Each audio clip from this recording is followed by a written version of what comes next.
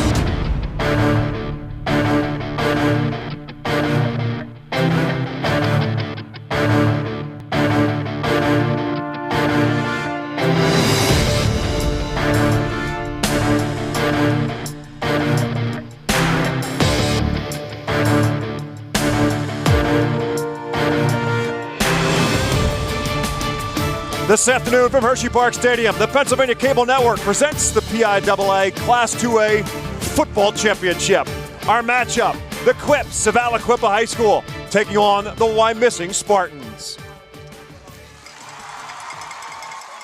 Good afternoon, everyone, and welcome back. It is day 2 of our coverage of Football Championship Weekend here on PCN, and it's our only matchup of unbeatens. 15-0 Wyomissing taking on 15-0 Aliquippa. My name is Bob McCool. My broadcast partner is former NFL offensive lineman Ross Tucker. And Ross, it seems so often in these games we talk about contrasting styles, and we have it again.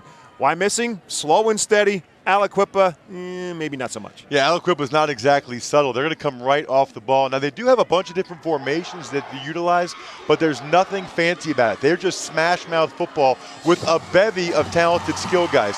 The Spartans run the wing T, and they probably run it about as well as anybody else out there. It'll be very interesting early on to see how Aliquippa adjusts to seeing the Spartans wing T offense. We've got a great coaching match on our stage today as well. Mike Smianek, he is an Aliquippa guy. Born and raised in the town, coached, athletic director. He's done it all. 16 years, 174 wins to go along with it as the head coach. He's always had great athletes, and he's got a couple of them now, and maybe the best of them is Drayvon Henry. Yeah, they actually have 4 juniors that are projected to go to high Division I schools. Drayvon Henry is the latest in a long line of stud defensive backs and running backs for Aliquippa. Guys like Ty Law, guys like Darrell Rivas, they say he's the next one, being recruited by everybody across the country. He does some major damage on the offensive side of the ball as well. His counterpart on the coaching side is Wyomissing's Bob Wolfram.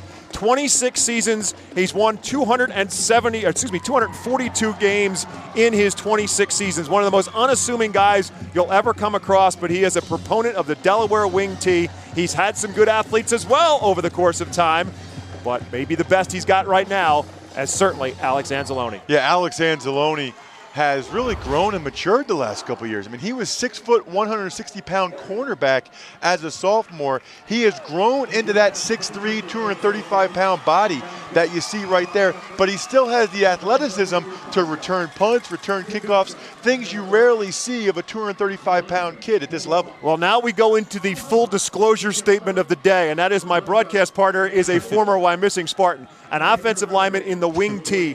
But let's be honest about it. Mike Smianek has said we've seen teams who run a wing T, but nobody who runs it like Wyomissing. Well, there's a lot of wing Ts out there. The inside 1 and 2 dive, you've got the trap 7 and 8.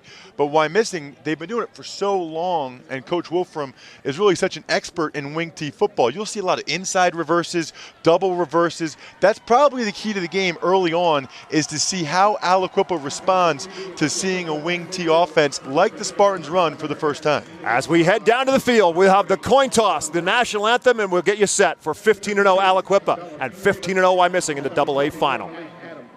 Representing Wyomissing, number 9 Spencer Lloyd, 24 Alex Anzalone, and 65 Jericho Reyes.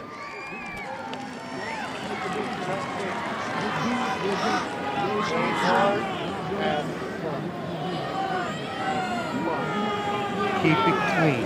All right. If I look at my card correctly, you want to toss and you're going to receive. Is that correct? And you're going to kick toward the scoreboard. Is that correct? Everybody good with that? Okay, you guys want to turn around, face the scoreboard? Turn around here. Turn this way here, guys. Wyomissing has win the toss and will receive to start the game.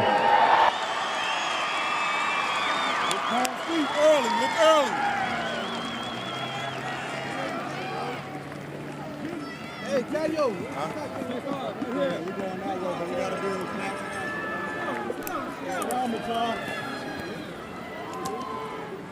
to Ladies and gentlemen, your attention, please. The President of the United States of America has ordered all flags in the United States be flown at half-staff in remembrance of the tragic events that transpired yesterday at the Sandy Hook Elementary School in Connecticut. Our thoughts and prayers go out to these victims, their families, and friends. Please join me now in a moment of silence as we remember this tragic event.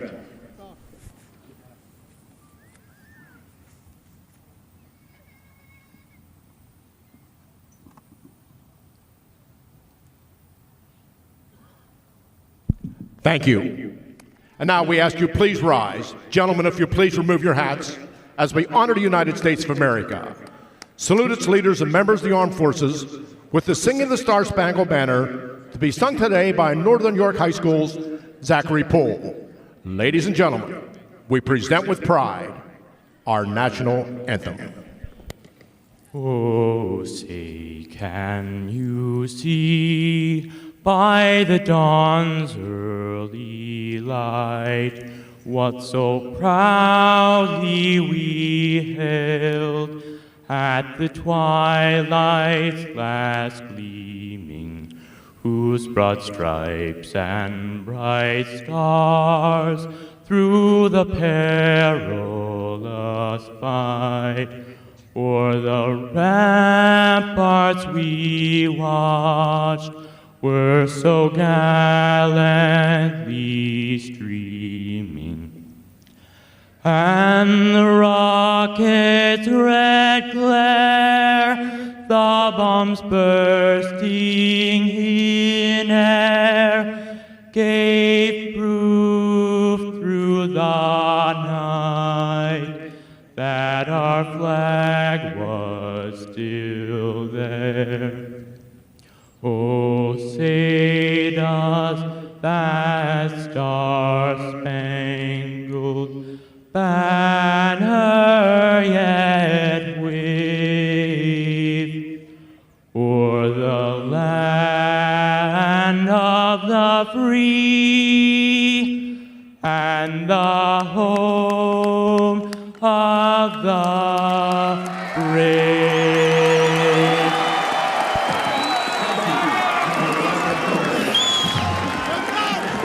Aliquippa and Wyomissing. Wyomissing, the District 3 champion, where they made easy work of Bermudian Springs, 44-0. Then another Mercy Rule game in the first round of the state, as we see Wyomissing out of District 3 and Berks County, Aliquippa out of Beaver County, as north of the city of Pittsburgh. Again, the Spartans over Bermudian Springs and a Mercy Rule over District 4 champion Danville, and they beat District 12 champion Imhotep Charter in the semifinals. Aliquippa with a win over Washington in the district final, then Karnes City, the District 9 champion, and District 6 champion Richland. To advance to this state championship game, we bring in the third member of our broadcast team on the sidelines, Steve Dagler. All right, Bob, thank you very much. Beautiful day down here on the sidelines at Hershey Park Stadium. Conditions are perfect for two teams that have rolled to 15-0 marks rather easily. Aliquippa's average margin of victory, 44 points, a 16-point win last week, their closest of the year. Wyomissing had a couple of close calls in the regular season, 4-point wins over Pleasant Valley, and a last-second touchdown to beat Schuylkill Valley by 4 points as well. But in the playoffs, the Spartans have turned it up. They're winning by better than 33 points per game in the postseason. We'll see what happens if this is a close game and how both teams react this afternoon. Bob, back up to you. Thank you very much, Steve. And if it comes down to it, if it comes down to special teams, an extremely distinct advantage for the Wyomissing Spartans. Yeah, Wyomissing typically has a pretty good place kicker, and Jonah Bowman might be the best they've ever had. He's getting looks from the likes of Colgate and Lehigh and a bunch of 1AA schools, Richmond as well. He's made 8 field goals on the year, and he's touching the ball back on touchdowns, almost 75% rate. And on the flip side, Aliquippa, more often than not, just goes for 2 because they just don't have kickers normally. Alex Anzalone on the kickoff return from his own 15 got to the 30, and then the fullback in him got it to the 35-yard line, and that's where the Spartans will start. We'll talk at much length about the quarterback situation. There you see the young man who will start at quarterback, Joe Caccione, converted from a wide receiver in his career to as a senior playing the quarterback spot. In the wing tee, they don't throw a whole lot. He's thrown 62 times in this season, 677 yards and 9 touchdowns with just 1 interception, as the Spartans get the coin toss, or win the coin toss, and elect to put their offense on the field first, and they'll start from their own 35-yard line. Out of the Delaware wing tee offense, Anzalone is the fullback. Justin Causa gets the first handoff on the sweep to the near side, and the speed of Aliquippa is there to match him and drive him down. Malik Stewart on the tackle. The offense up front for the Spartans. Ben Wirtz is the center. The guards, Connor Reedy and Will Kropp. The tackles, Cody Cox and Wyatt Metzger. Spencer Lloyd is the tight end. Gerald Burns is the split end. Anzalone, as we said, is the fullback. Mason Smith at one halfback. Justin Causa, who carried it that time, is the other halfback. Causa lost 2 yards on the first play. 2nd down and 12 for the Spartans. Wyomissing's been able to get the edge on just about everybody this year, but excellent job defensively by Aliquippa on first down. This time it is Anzalone getting the handoff from Corey Unger, and a fumble, and Aliquippa says they have the football, and the officials agree. Turnover on the first carry for Alex Anzalone, and on the second play of the game, and the Quips defense comes up big. Wyomissing has not turned the ball over very much this year. In fact, only 5 turnovers on the entire season, but it looked like a fumbled exchange between Unger and Anzalone. Unger coming in on the second snap at the quarterback position, and something happened on the handoff there. We'll take a look at the replay. Gives it to him, and Anzalone actually looked like he had the ball, but 34 Saber knocked it out of his hands. And so it's the Quips who take over at the Spartan 35-yard line, and Drayvon Henry gets the first call, and Drayvon Henry dragging a tackler with him all the way down inside the 30 to about the 27-yard line. As we take a look at the Quips up front, it's Nio Seaburn at center. Damian Sims, Malik Akins are the guards. Malcolm Frazier, Jaleel Fields are the tackles. Donovan Cobb is a tight end. We'll also see a lot of 85 Dejon Perry. Hassan Thompson, Shakir McBride are the receivers. Khalil Seaburn is the fullback, and Javon Henry and Terry Swanson will share time at the tailback spot behind Malik Shagag, the starting quarterback. After a 7-yard run for Henry, it's 2nd down and 3. It's Henry, turns the corner, gets the first down, and run out of bounds inside the 20-yard line. So the Quips in business on their first drive, picking up the first down. The defense for the Spartans trying to slow down this Aliquippa offense. It's up front, 4 defensive linemen is Connor Reedy, Jericho Reyes, Josh Naylor, and Logan Jones. Linebacker core in the 4-4, Brandon Gonzalez, Alex Anzalone, Will Kropp, and Brian Bamberger. The corners, Mason Smith and Gerald Burns, and Joe Caccione is the free safety. The Spartans defense backpedaling a little bit. Right now the line of scrimmage is the 18-yard line after a couple of solid runs for Drayvon Henry, and he'll get the call again. He'll kick it outside, turn the corner, gets away from Anzalone, and run out of bounds at around the 10-yard line. Good penetration there for the Spartans by number 65, Jericho Reyes. But Henry was able to use his speed to get outside. So impressed this week watching the tape of Aliquippa, how well blocked they are. Anzalone, it looked to me, was the contained force player. I think he thought Henry was going to go inside right there, the way he took on the block, but Henry bounced outside and was able to get the edge. 2nd down and 3 for the Quips at the Spartan 11-yard line. Go right back up the gut this time, and it's Terry Swanson getting the call for the first time. Another junior, just like Drayvon Henry, and Swanson will take it to the 7. First down, goal to go for Aliquippa. Yeah, it's really interesting. The junior class is the strength of this Aliquippa team. You look at Swanson and Henry and Jaleel Fields. No guessing that there's probably going to be Aliquippa here next year as well. Swanson kicks it outside. Aliquippa with a quick snap count. And Swanson takes it to the 3-yard line. Pick up a 4 more, 2nd down and goal. I really like that. They went on a quick count right there. The snap count is always to the advantage of the offensive team, and you got to utilize it. Sometimes you have a hard count, you go on 2, go on 3. Sometimes you go on a quick count like that, catch the defense off guard. Marquise Jenkins, 5'11", 210-pounder, is in at the fullback spot. Henry trying to follow his blocking. Spartans stood it up initially. Second effort While Aliquippa says they're in the end zone, I don't think the officials agree. They're going to spot him short. It'll be 3rd and goal inside the 1. I think when you think Aliquippa, you think about the running backs and the quarterback, but I was so impressed watching their offensive line. They're not the tallest offensive line, 5'10", 5'9", 5'7", 6'1", 6'2", but they are really thickly built, powerful, and aggressive. They work well together as a unit. They right now are in a 3rd down and goal to go from the 1. And they'll give it right back to Henry, and he'll easily get into the end zone. Good surge up front, and Drayvon Henry, no problem getting it into the end zone, and the Quips strike first. Just a strong lead play to the right side for the Quips. And you said it. Excellent push by the right side of the Aliquippa offensive line. Henry scored relatively easily. And as I said, the special teams piece of the puzzle, as you'll see Henry's touchdown and that surge up front, the special teams piece of the puzzle for Aliquippa has always been exactly that, a puzzle. They will go for 2 more often than not, and that's what they'll do here. Same basic formation, except Swanson is now the back. And Swanson on a second effort may have got it. He did. Looked like they had him stopped at the 1, but an extra effort by Terry Swanson surges him into the end zone, and it's an 8-0 Aliquippa lead. Those 2-point conversions are huge. If this is going to be a close game later in the game, that's a big difference between getting 2 and getting nothing right there. And it looked to me like the Spartans had Swanson in the backfield. They just weren't able to bring it down.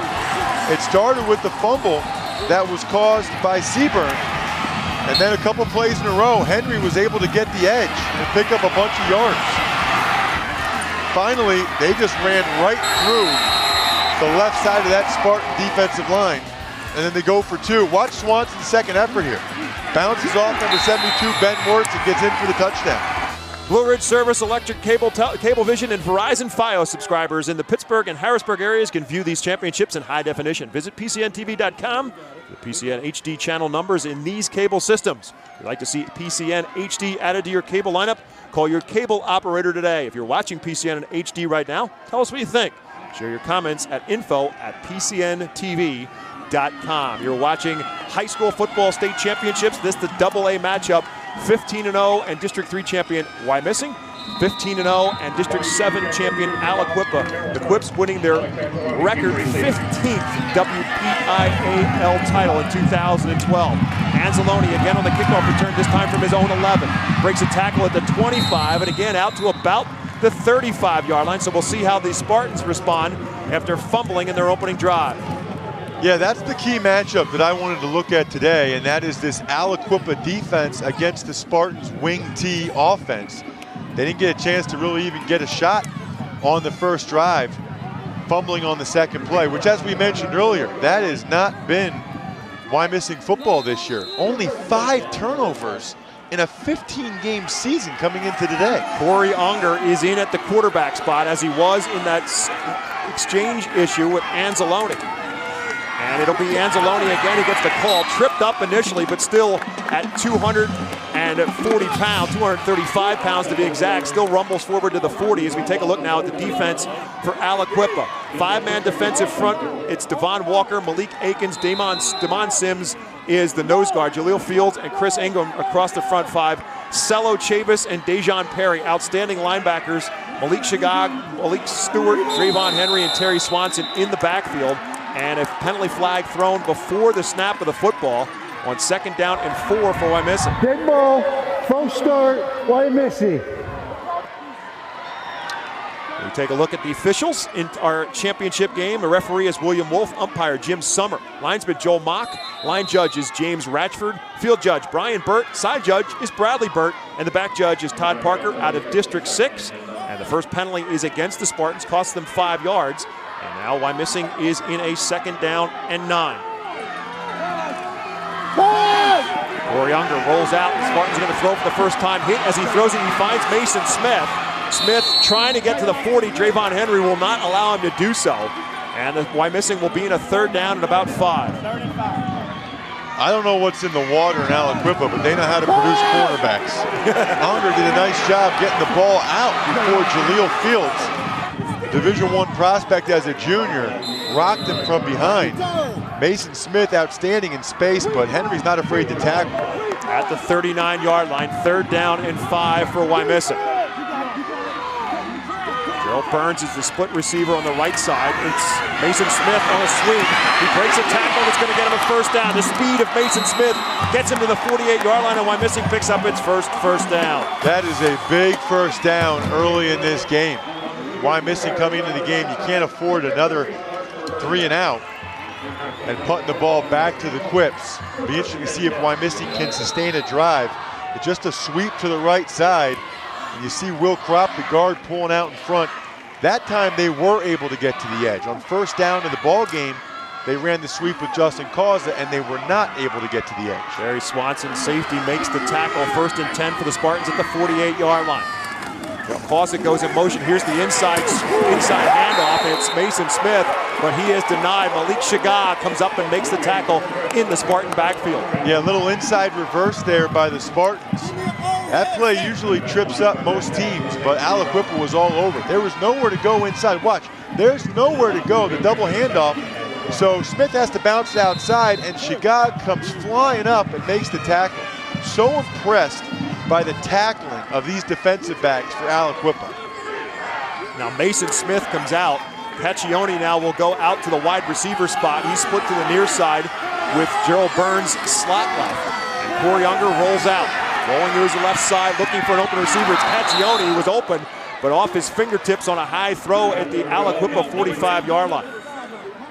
Just a little too high and a little behind his intended target. Because the Spartans run the wing T, you'll often see Unger throwing the ball on the move. Now the Spartans are in a 3rd down and 12, and the story of Corey Unger is a fascinating one. He transferred to Wyomissing High School last December with the hope of playing for Wyomissing football and was ruled ineligible. His eligibility, however, ended on November 30th. He became eligible as of December 1st, which meant the Danville game in the PIAA playoffs, he became eligible. And now a big part of the Wyomissing offense trying to throw the football, looking for Paccioni. It's incomplete again off his fingertips at the Aliquippa 15-yard line. It's 4th down. Pretty good coverage there by Aliquippa. Not only Malik Stewart, the senior, but Drayvon Henry, the junior safety, was back there as well. It would have taken a perfect throw by Unger. And I got to think, watching this game early, I don't know if Wyomissing is going to be able to make their hay in the passing game when you've got defensive backs the likes of Henry, Swanson, and Shagag back there for Aliquippa. Jonah Bowman will punt for the Spartans. And back deep, waiting a return, Shakir McBride and Jair Turner. Turner, a junior, McBride, a senior. Bowman almost had that one blocked, maybe off the side of his foot. We're going to have a penalty flag thrown as Bowman went down. And it looks like it will be a roughing the kicker penalty called against Aliquippa.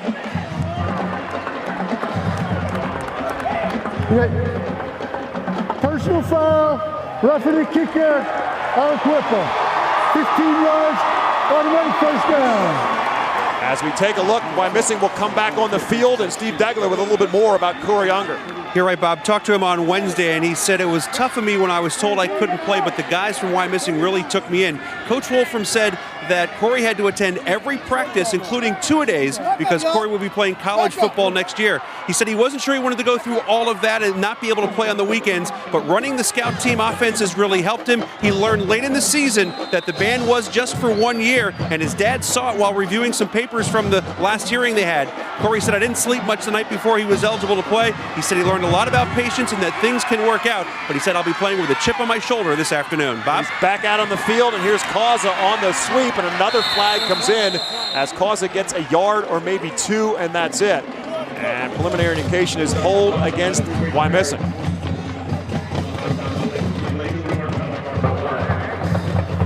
Holding, Wyomissing, 10-yard penalty from the start of the foul. Second penalty of the game against the Spartans. And so now, after getting to the Aliquippa 39-yard line, they'll be back on their side of the 50. Yeah, I think they got Spencer Lloyd, the tight end number 9 right there. I could see him just tug on the jersey of 34, Khalil Seaburn. Wyomissing got a break after the roughing the punter. type of play you got to cash in on. But against the Quips, they need to stay on schedule. Can't afford big penalties like this. 1st and 23 now as Anzalone gets the handoff. He has stood up front. Aliquippa just closed the gap immediately, and Anzalone got to the line of scrimmage, and that's it.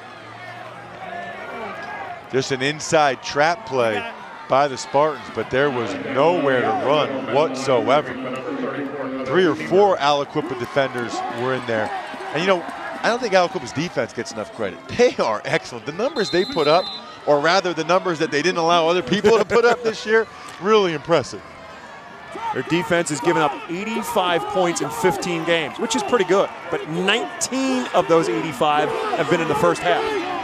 So in the first half, over 15 games, offensives have scored a total of 19 points in 15 games, and that's why. Swarming to the football on the toss sweep outside to Mason Smith, and again, the Spartans go backwards now to the 45-yard line. Wymissing's having so much trouble running up the middle that they elect there to try the toss.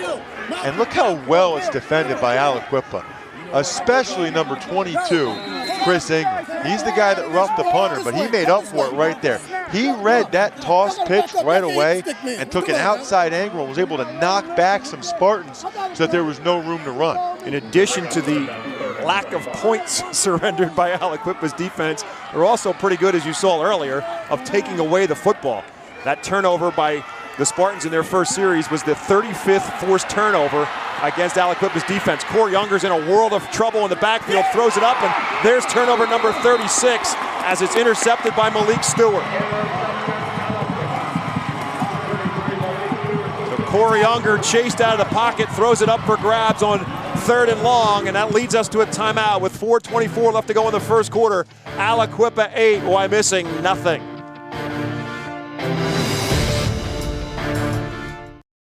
For over 25 years, PCN is proud to bring you exciting moments of Pennsylvania sports. From touchdowns to double plays to the butterfly stroke, PCN brings all the action right to you.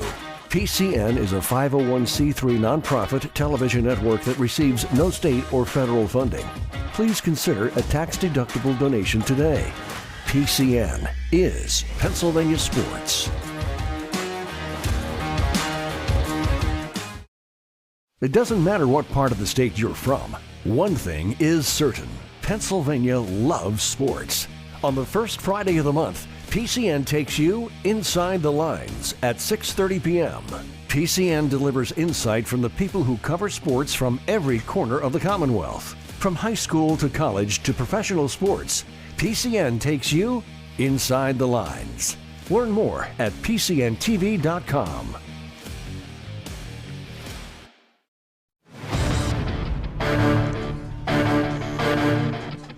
Aliquippa and Wyomissing. That is our matchup in Class 2A, and in attendance today, head coach of the Penn State Nittany Lions, Bill O'Brien, creating quite a buzz, talking in the end zone with one of his assistant coaches, Matt McWhorter, as the Aliquippa Quips on top 8-0, and with the football, 1st and 10 from their own 33-yard line. Jeff Casuccio in motion, but they just hand it off again. It's Terry Swanson on the carry, and Swanson will run for another Aliquippa first down. 3rd of the game for the Quips across the 40, and run out of bounds at about the 43 or 44-yard line, depending on where they spot the football. First time this year I've really seen a team have this much success running the football against the Spartans. And this is just a lead play with Seaburn, the fullback again, and Jaleel Fields. They had him over there at tight end as an unbalanced offensive line, number 70. He is having a whale of a game. No wonder Ohio State, Penn State, and the rest of them are coming calling. Play action fake. Shagag wants to throw for the first time. Looking downfield, just kind of throws that one up for grabs. Well covered by Mason Smith. I don't know that he was in bounds. He was not. Intercepted it, but out of bounds on the pick. And so it'll be 2nd down and 10.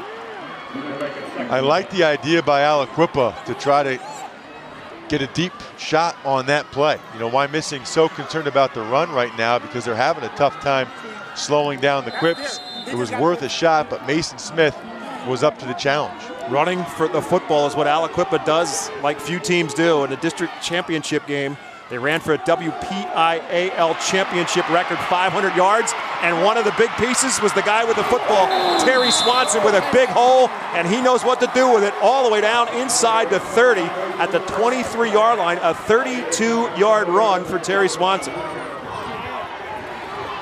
Aliquippa right now is doing whatever they want up front, really on both sides of the line of scrimmage.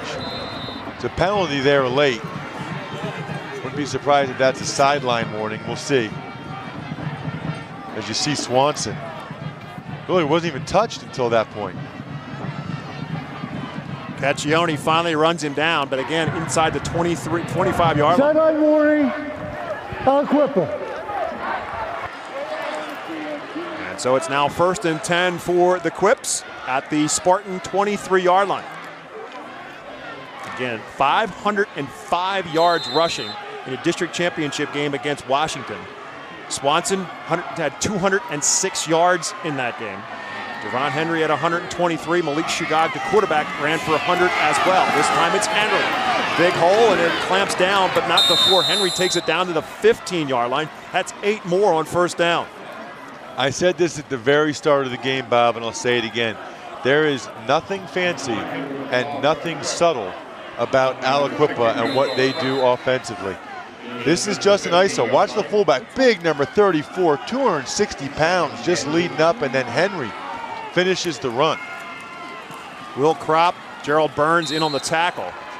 And Aliquippa will pick up another 1st down as Drayvon Henry takes it to the 10. On 2nd down and 2, he got 5. It's 1st and goal to go for Aliquippa.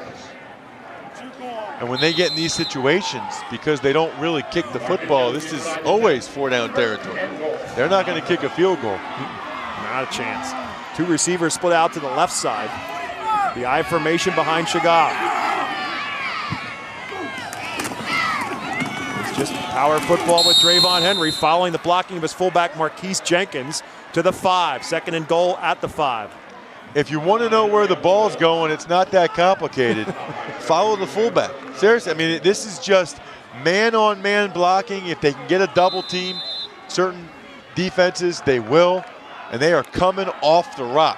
The white jerseys are knocking the blue jerseys back so far.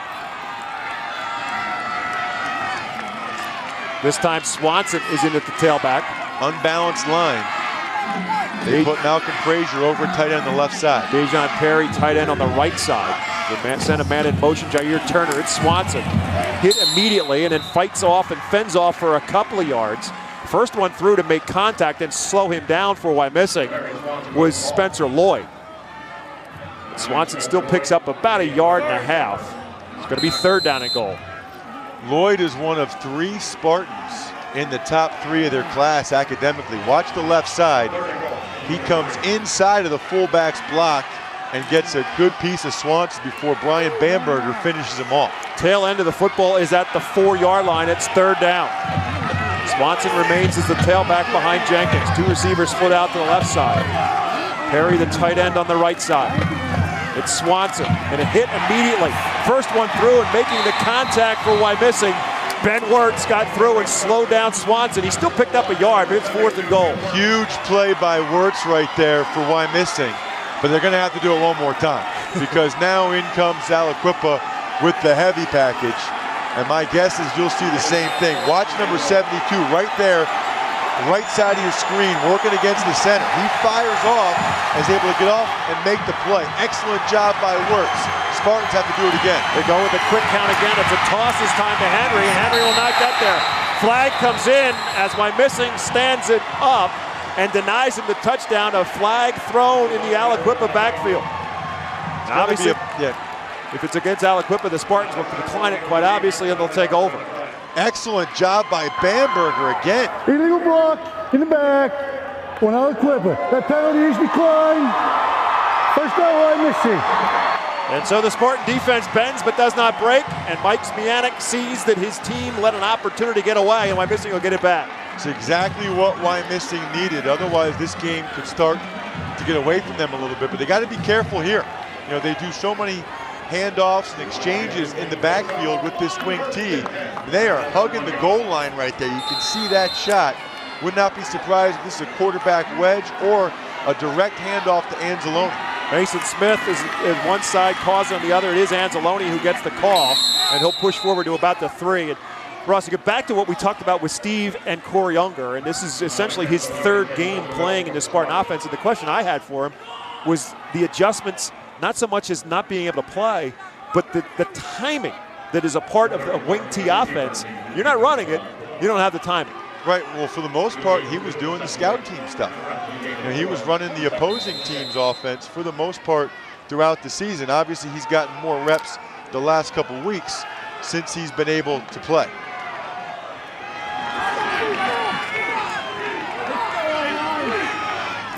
Spencer Lloyd, tight end on the left side. Now he moves over to the right side. Cause a halfback right. They have both Anzalone and Mason Smith in the backfield.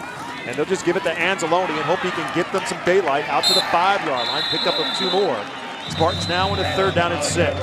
That's really kind of been their bread and butter play throughout the year.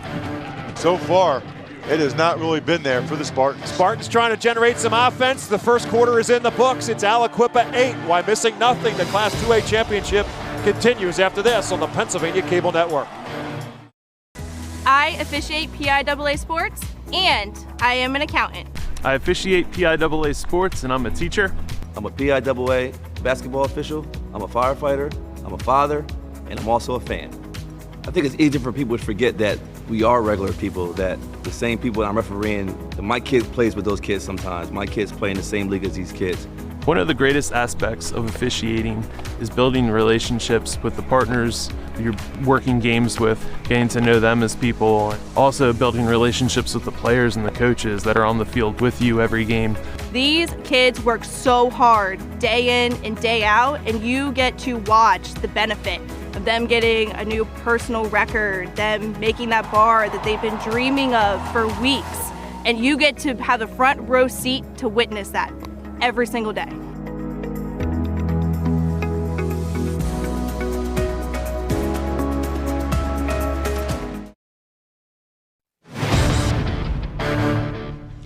Quarter number 2 about to get underway alongside Ross Tecker. My name is Bob McCool. Steve Degler, a part of us as well here as you're watching PCN, Pennsylvania's championship network, brought to your community by our cable partners across the state, serving more than 10 million Pennsylvanians in 3.3 million homes. 3rd down and 6 for Wyomissing from the 5-yard line. Mason Smith breaks free.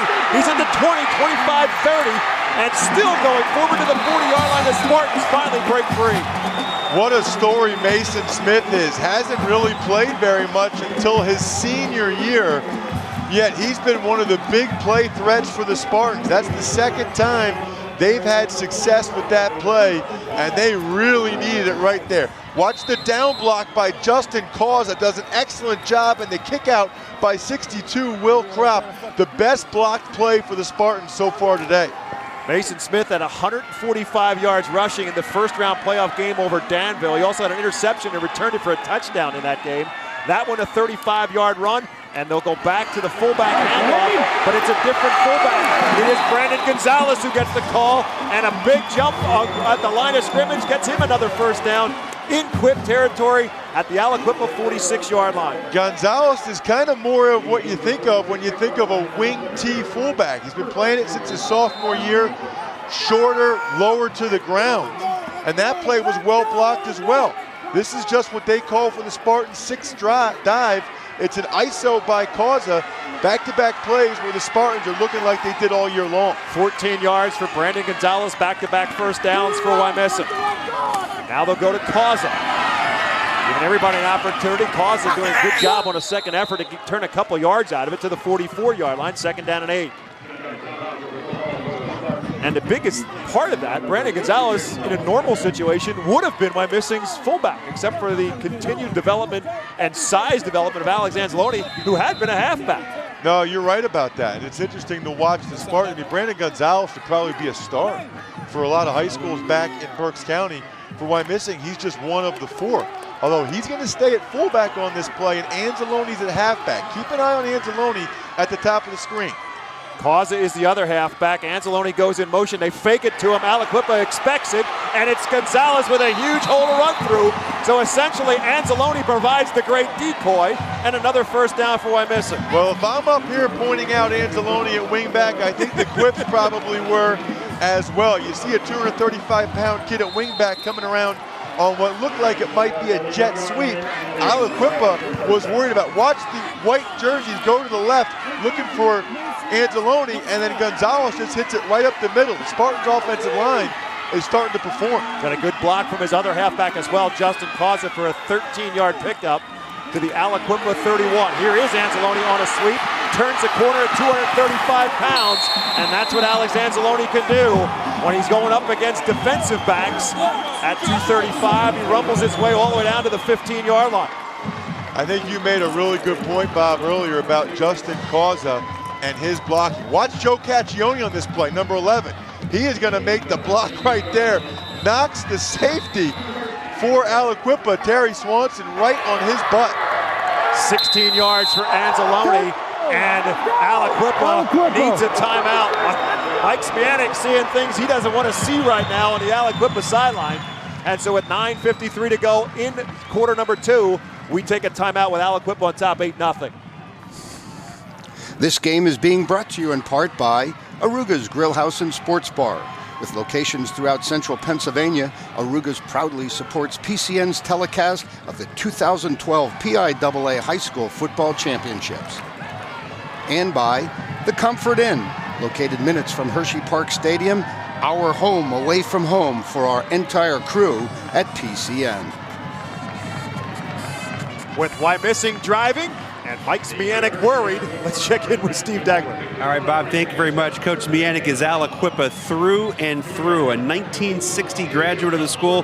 He returned there as an English teacher and spent 39 years in the classroom at his alma mater. What's interesting is that as successful as he has been on the sideline, he never played organized football. He's also coached the Quips boys basketball team for a time. They won a state title there in 1997. That makes him the only coach to win Pennsylvania state titles in both basketball and football. Bob? He was the runner-up in 2000, losing to Mount Carmel, and then in 2003 with Darrell Revis, he wins the championship at AA, winning over Northern Lehigh 32-27. He's on top 8-0 in 2012. Wyomissing driving for the first time, as it's Mason Smith again who got the big play in this drive to get Wyomissing rolling.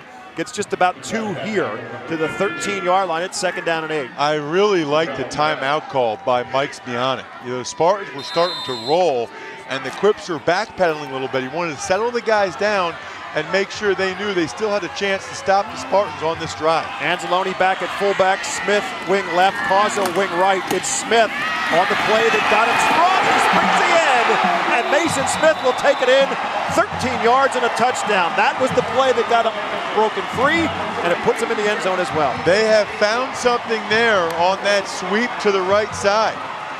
They're getting a good down block at the point of attack by Justin Causa.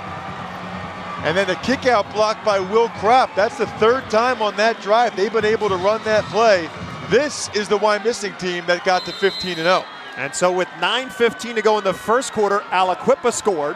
And with 9:16 to go in the second quarter, Mason Smith takes it in for the touchdown for the senior, his 9th rushing touchdown. And how about this? Wyomissing will counter, and they'll go for 2. Yeah, that surprises me. Or not.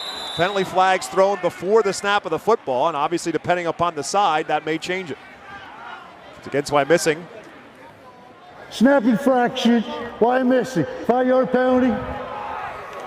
We would assume that now Wyomissing will probably counter and send in the kicking team, but maybe not.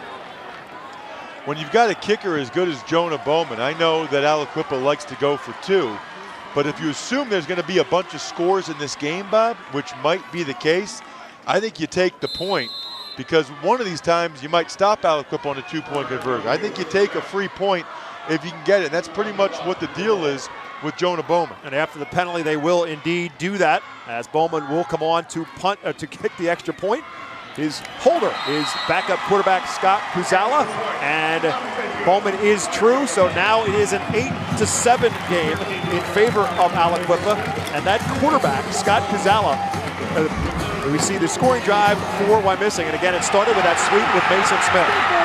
Mason Smith is just a fantastic story. Then it was Brandon Gonzalez, the other fullback, going up the middle on 5 and 6 drive, following big right tackle Wyatt Metzger.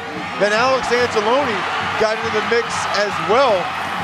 And finally, it was Mason Smith again, following that block of Will Kropp, almost untouched, in for a touchdown. First quarter, Wyomissing rushed for 15 yards. This drive alone, 99 yards, 9 plays and 99. Can't do it any better than that. As we talked about from the beginning, 3 minutes and 39 seconds. Mason Smith got it started, and Mason Smith got it finished as well, as the Spartan cheerleaders do their 7 push-ups in honor of the 7 points scored. There's got to be some strong girls after this season. After, what do they average, 40? How about the 52 points they put up against Danville? How tired were they at the end of the game? The starters were on the bench. They were resting. I can't do that many push-ups. I work out. I mean, that's impressive. Wanted to finish the thought as you see Bowman's lining up to kick off. His holder is the backup quarterback, Scott Kuzala. And his grandfather, and also, as Bob Wolfram is, a legendary coach in Berks County. And Ferdy Kuzala is a tremendous story, the grandfather of Scott Kuzala. He was the quarterback at Reading High School when Lenny Moore was the tailback at Reading High. And here's what Jordan Bowman does. He puts it into the end zone. And after Ferdy Kuzala's career, and a good one at Reading High, was over, he became the quarterback at Syracuse University. His tailback at Syracuse University, Jimmy Brown. Wow. How's that for a tandem? He had Lenny Moore as a tailback in high school, and Jimmy Brown as a tailback in college. Pennsylvania Farm Show comes your way here on PCN on January 5th. January 5th to 2012. The only place you can see the Pennsylvania Cable Network will be there live from the Harrisburg Farm Show.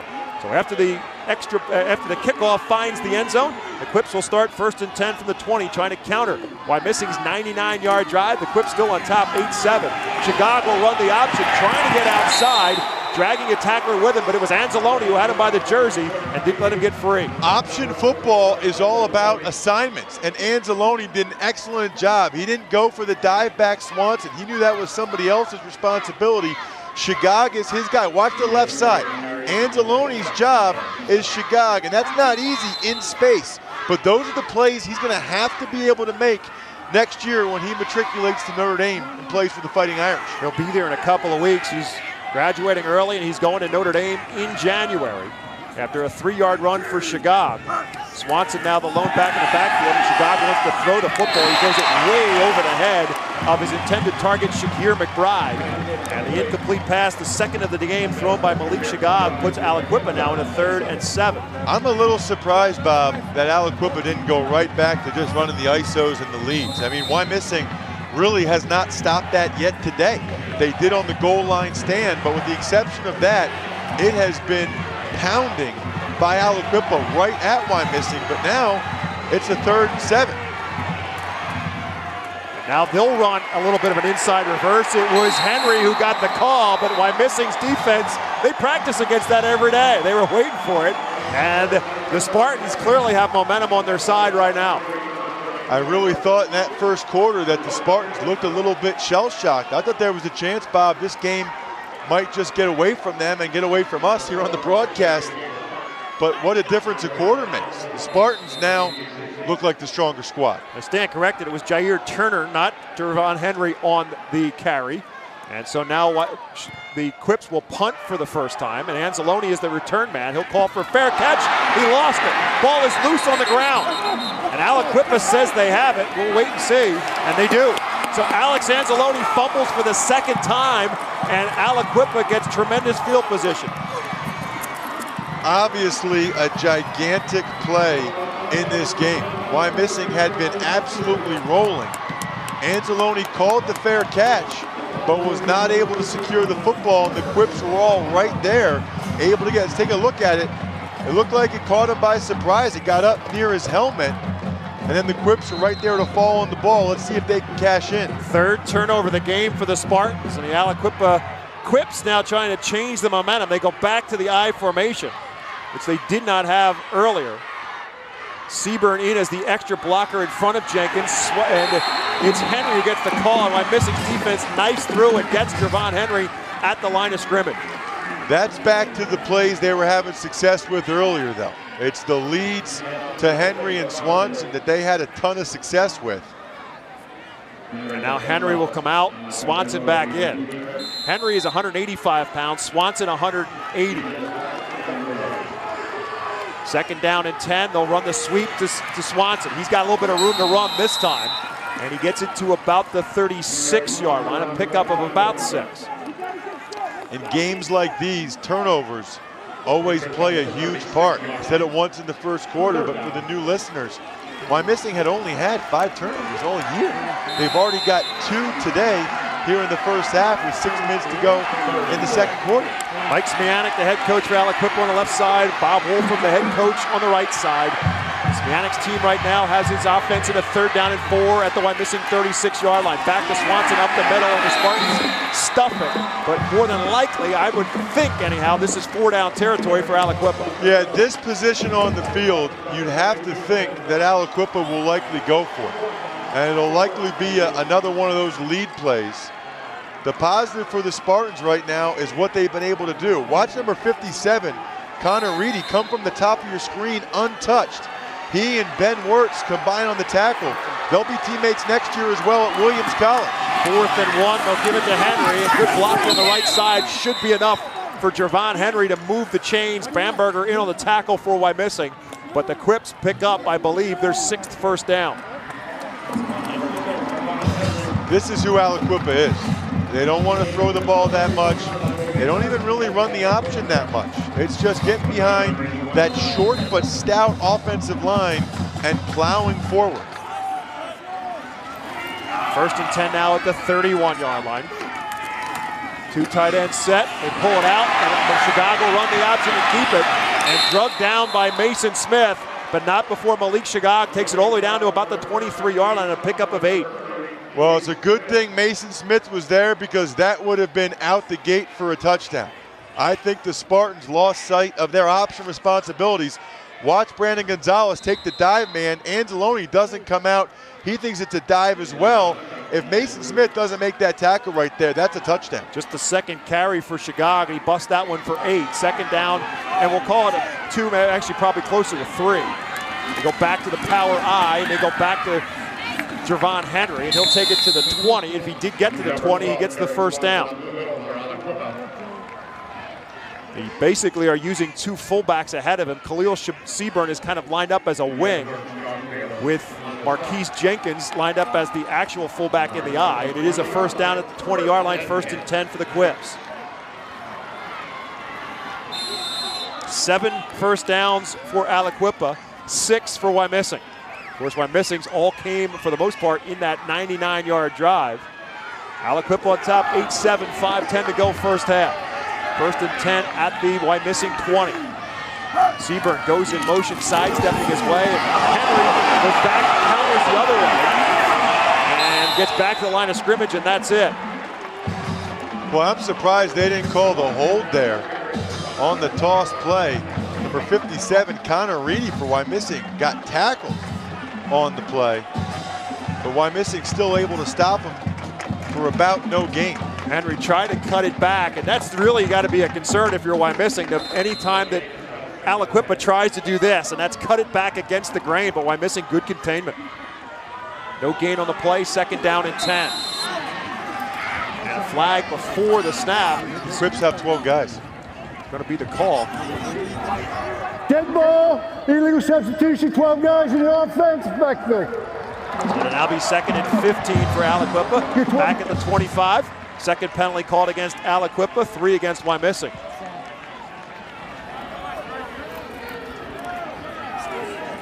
Malik Shagag had to replace an outstanding quarterback at Aliquippa. Michael Hall was their quarterback. He threw in 3 years for over 4,000 yards. He brought an added dimension to this Aliquippa offense and led Aliquippa to 3 WPIL championship games, and Shagag had to replace him. He's an outstanding defensive player, and he's done a very good job as a quarterback as well. Throw for 8 touchdowns, and he can run it as well. He wants to throw for it here. He's got an open receiver. They make the catch inside the 10-yard line. On the reception, it's Davon Walker. Nice design on that play. Everything looked like it was going to be to the right side and a rollout for Chicago, but then they bring Davon Walker back underneath the formation on a shallow cross, and he was wide open. It's a well-designed play. First completion for the Quips, 17 yards on the hookup. First and 10, first and goal to go at the 8-yard line. Back to the power I. Seaburn is the one fullback, Jenkins is the other. And it was Drayvon Henry as the tailback. They'll get to the 5. It'll be second and goal at the 5. Boy, with as much as these teams run the ball, the clock is just rolling. 3:25 left to play. And again, a turnover by Wyomissing. The difference right now, as Alex Anzalone mishandled a punt. It would have given the Spartans the football back and a chance to go ahead. Instead, Aliquippa trying to add to what is right now an 8-7 lead. Same basic look, except now it's Dejon Perry lined up as that extra blocker, but movement before the snap. Actually, it is Dejon Perry, perhaps, who went in motion illegally. That's going to be the call, illegal procedure. Dead ball, snap infraction, Aliquippa. 5-yard penalty, remain second down. Actually, it's at the line of scrimmage. The center must have moved the football, and it's going to cost them 5 back to the 10. Would remain now second down and goal from the 10. Second time on this drive, there's been a penalty against Aliquippa. Spartans have to use that to their benefit and hold the Quips here. Probably 4-down territory. They don't have much of a kicking game. Hand it off to Drayvon Henry. Great blocking, and Henry blinks it through at the 2. Breaking a tackle in the process, 10-yard touchdown run. It was well blocked, but it was Drayvon Henry running through a couple different Spartans for that touchdown. You don't look at him at 185 pounds and think he has that much power, but he does. His second rushing touchdown of the game, his 29th of the season. Watch the lead block there by the big fullback, number 42, Marquise Jenkins, clearing out a space, and then Henry does the rest. And as is their custom, Aliquippa looks like they're going for 2. And before they do so, Mike Smianik is going to call a timeout. Aliquippa. So the Their Quips second judge timeout of the half. call their second timeout of half number 1. Wyomissing, for what it's worth, 2 minutes 51 seconds remaining in the first half. They have all 3 of their timeouts remaining.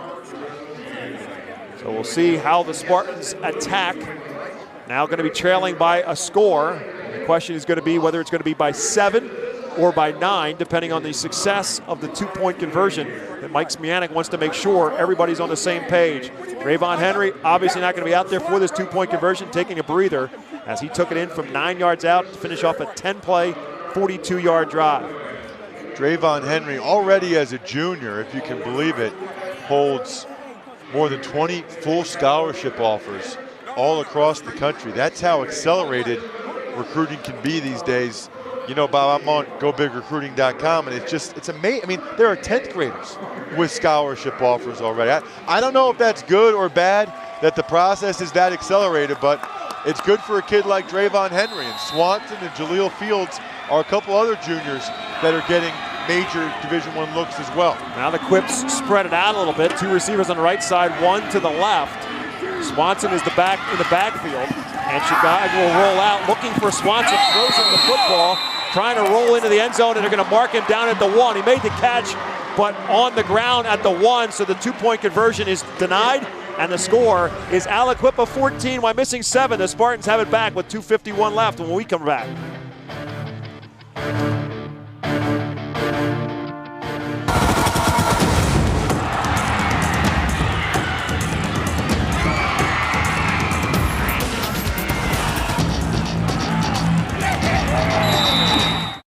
Stadium lights are going out. The bleachers are empty. The reason? No officials. When fans are disrespectful to the calls on the field and those who make them, it is a hard position to fill. Show your support for your PIAA officials by demonstrating respect. Let's all work together so the game is great for everyone.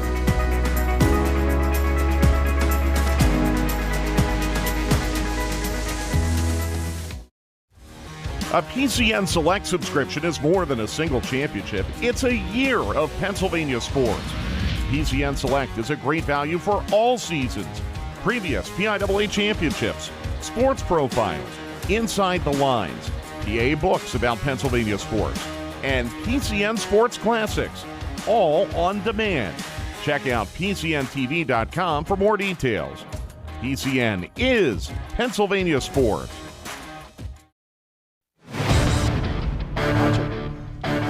14-7 Aliquippa on top as the Quips take advantage of the Spartans' third turnover of this first half. Put one in the end zone to make it 14-7. Wyomissing never on this stage, so to speak. They have been on this stage in district championship play, but never here at Hershey Park Stadium for a state championship. Furthest they've ever advanced is to the semifinals, losing in 2006 to Wilson area out of District 11, who then went on to beat Jeanette in the state championship game. Gerald Burns on the return for the Spartans out across the 30 to the 33. And so with 2:43 left to go and all three timeouts left for Wyomissing, down by a score, Wyomissing needed a drive to finish off the first half. They don't really have a quick strike offense. Not to say they don't have guys that can go the difference. You see there at the bottom, that's the difference in the game so far, is the points off of turnovers for Aliquippa, the two Wyomissing fumbles. But they do have all three timeouts, and the clock does stop in high school football on first down. Caccione, the split end on the near side. Unger under center. Mason Smith goes in motion. They'll give it to Anzalone. And Aliquippa's defense is waiting for him. Donovan Cobb bear hugs him at the line of scrimmage. It looks like there's a Spartan down. It looks like it's Connor Reedy, number 57. So the training staff for Wyomissing will come out to attend to the outstanding two-way lineman, Connor Reedy, shaken up on the play for Wyomissing. I mentioned earlier when he and Ben Wirtz combined for a tackle, they are the other two Wyomissing Spartans that are in the top three of their class academically, and they'll be collegiate teammates at Williams up in New England in the Little Ivy League. Spencer Lloyd is in the top three in that class as well. So the top three kids in the Wyomissing class academically are all on the football team. And that does not include Alex Anzalone, who's a very good student going to Notre Dame. So Connor Reedy comes out. Again, he is an offensive tackle, or excuse me, one of the guards in that wing T offense. Guards are a big focus of the wing T. Number 59, Chris Eaton, the junior, will replace Reedy. After a 2-yard pickup for Anzalone, second down and 8 from the 35-yard line. Anzalone is the fullback. Smith goes in motion from wing left, Causa wing right. And they'll throw back, and they're in trouble. Aliquippa saw it coming as they throw back to the tight end Spencer Lloyd, and the Spartans are buried all the way back at the 23. They lost 12 yards on the play. It's a tight end throwback, and Wyomissing's had a lot of success with that play this year. But these Quips are a well-coached bunch. Khalil Seaburn and the rest of the guys, they were all over. As soon as they rolled out, you saw a couple Quips stay on the backside. Watch Seaburn change direction and get back there. Number 8 for the Quips, Jair Turner, was there as well, and there was nowhere for Lloyd to go. Minus 12 on the play, so we'll put the Spartans down with a 3rd down and 20. A minute 37 now remaining in the first half. Quips thinking stop them and get the ball back, and they do just that on the sweep. Mason Smith gets buried at about the 26-yard line. Aliquippa only has the 1 timeout remaining. And they're going to call it right now. Aliquippa. So they're going to get the football back. Wyomissing unable to roll out the clock, and that throwback to Spencer Lloyd looming large right now. As we talked about earlier, come the new year, PCN will bring you live coverage of the Farm Show, and then a few weeks later, it's Groundhog Day. Punxsutawney, Pennsylvania, and PCN will be there for live coverage of Groundhog Day, February 2nd, only here on PCN. Just as live coverage of high school football is exclusive here on the Pennsylvania Cable Network, we've got another game for you tonight. That will be the Quad A State Championship game. 6 o'clock is the kickoff. Coatesville, the District 1 champion, takes on District 7 North Allegheny. Tigers winning the state championship 2 years ago at Class Quad A. And the consensus by many people to be the #1 team in the state all year long. There you see Coatesville, a bit of a Cinderella story. First time ever in a football state championship for the Red Raiders of Coatesville High School. 6 o'clock the kickoff here on PCN. On 4th down, Jordan Bowman will punt. And Aliquippa with Jair Turner, it's Shakir McBride back deep, along with Jair Turner, looking for good field position. Good kick by Bowman, booming it over their heads. And it stops at about the 38-yard line. A 38-yard punt for Jordan Bowman. Jonah Bowman, excuse me. And so the Quips with 1:16 to go and no timeouts left. That's a big-time punt by Bowman when they really needed it. And now it's incumbent upon the Spartans to stop this big play Aliquippa offense from scoring with 1:16 left. Remember, they do not have any more timeouts. Again, they're not a team that throws the football, but they can break it loose at any point in time. They will split 2 receivers out to the right side, leaving just Swanson as the lone back in the backfield, and Chicago will roll out and look to throw. And Willie, he's going to take off and run with it. He's got daylight. Midfield and a whole lot more. 40, 30, 20, 15, and finally drug down inside the 15-yard line. A 49-yard run for quarterback Malik Shagag. Boy, he's a heck of a runner in his own right. You get him in space, and he showed that I might not get as many carries as Swanson and Drayvon Henry, but I'm a pretty good runner as well. It looked like they almost had him in the backfield, but Shagag made one guy miss and almost took it to the house. That's what I said. They now be able to throw it, but they can break it free at any point in time. Swanson trying to get outside. Caccione, or Bamberger actually, is the first one to make contact with him and drive him out of bounds. And that's a break for Aliquippa to get out of bounds, or did they? They did not mark him out of bounds. No, they blew it dead, his forward progress in the field of play. I think Aliquippa's going to spike the ball here. And that's what Shagag does, so it'll be 3rd down now coming up, but it stops the clock with 34 seconds remaining in the first half. It'll be 3rd down and 10 at the 12-yard line. You know, with Aliquippa getting the ball to start the second half, this is gigantic right here. The Spartans have to find a way to stop him. Remember, Aliquippa doesn't really attempt field goals. So they've got 2 more downs to try to get into the end zone, although they can't get a first down. Seaburn, the fullback, split out to the left side, and they throw it across the middle looking for the tight end Perry, who was open. But by the time he turned around, the ball was already on him, and they Quips cannot hold on. It's 4th down. I think it was Will Kropp, the senior linebacker. Watch number 62. See if he gets a piece of it.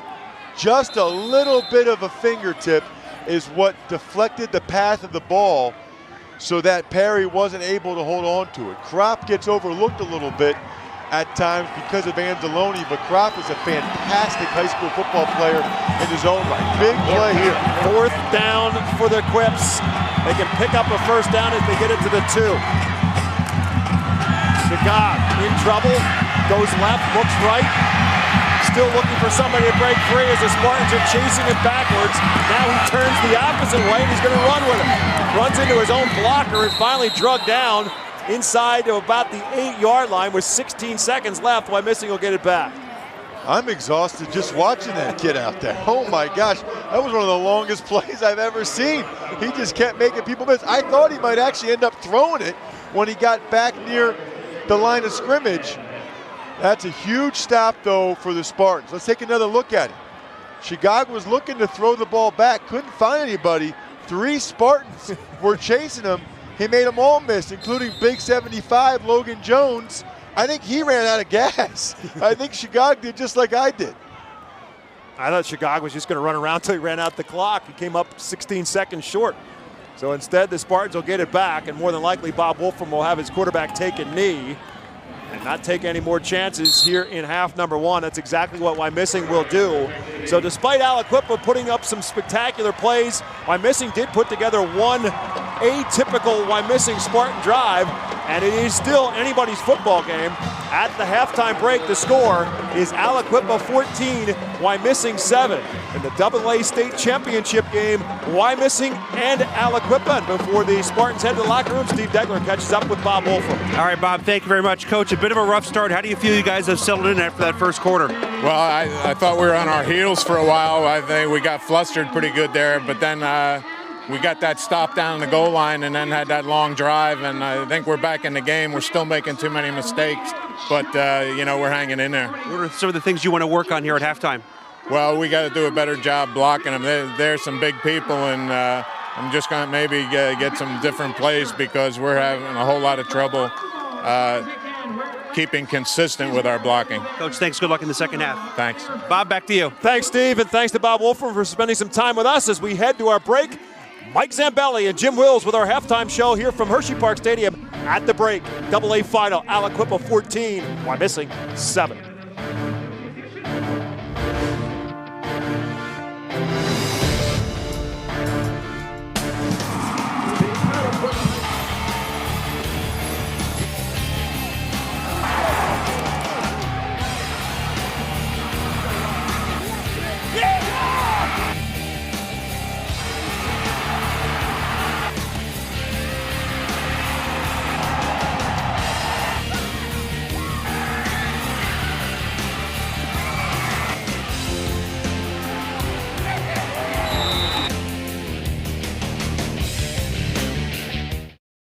PCN brings you the PIAA championships in a variety of sports. From the field to the pool and the court to the track, PCN brings you the best scholastic teams competing on the state's biggest stage from all the best angles. With multiple cameras, instant replay, and professional commentary, we take high school sports and elevate them to new heights. Watch on cable and the PCN app. PCN, proud to bring Pennsylvania sports to you.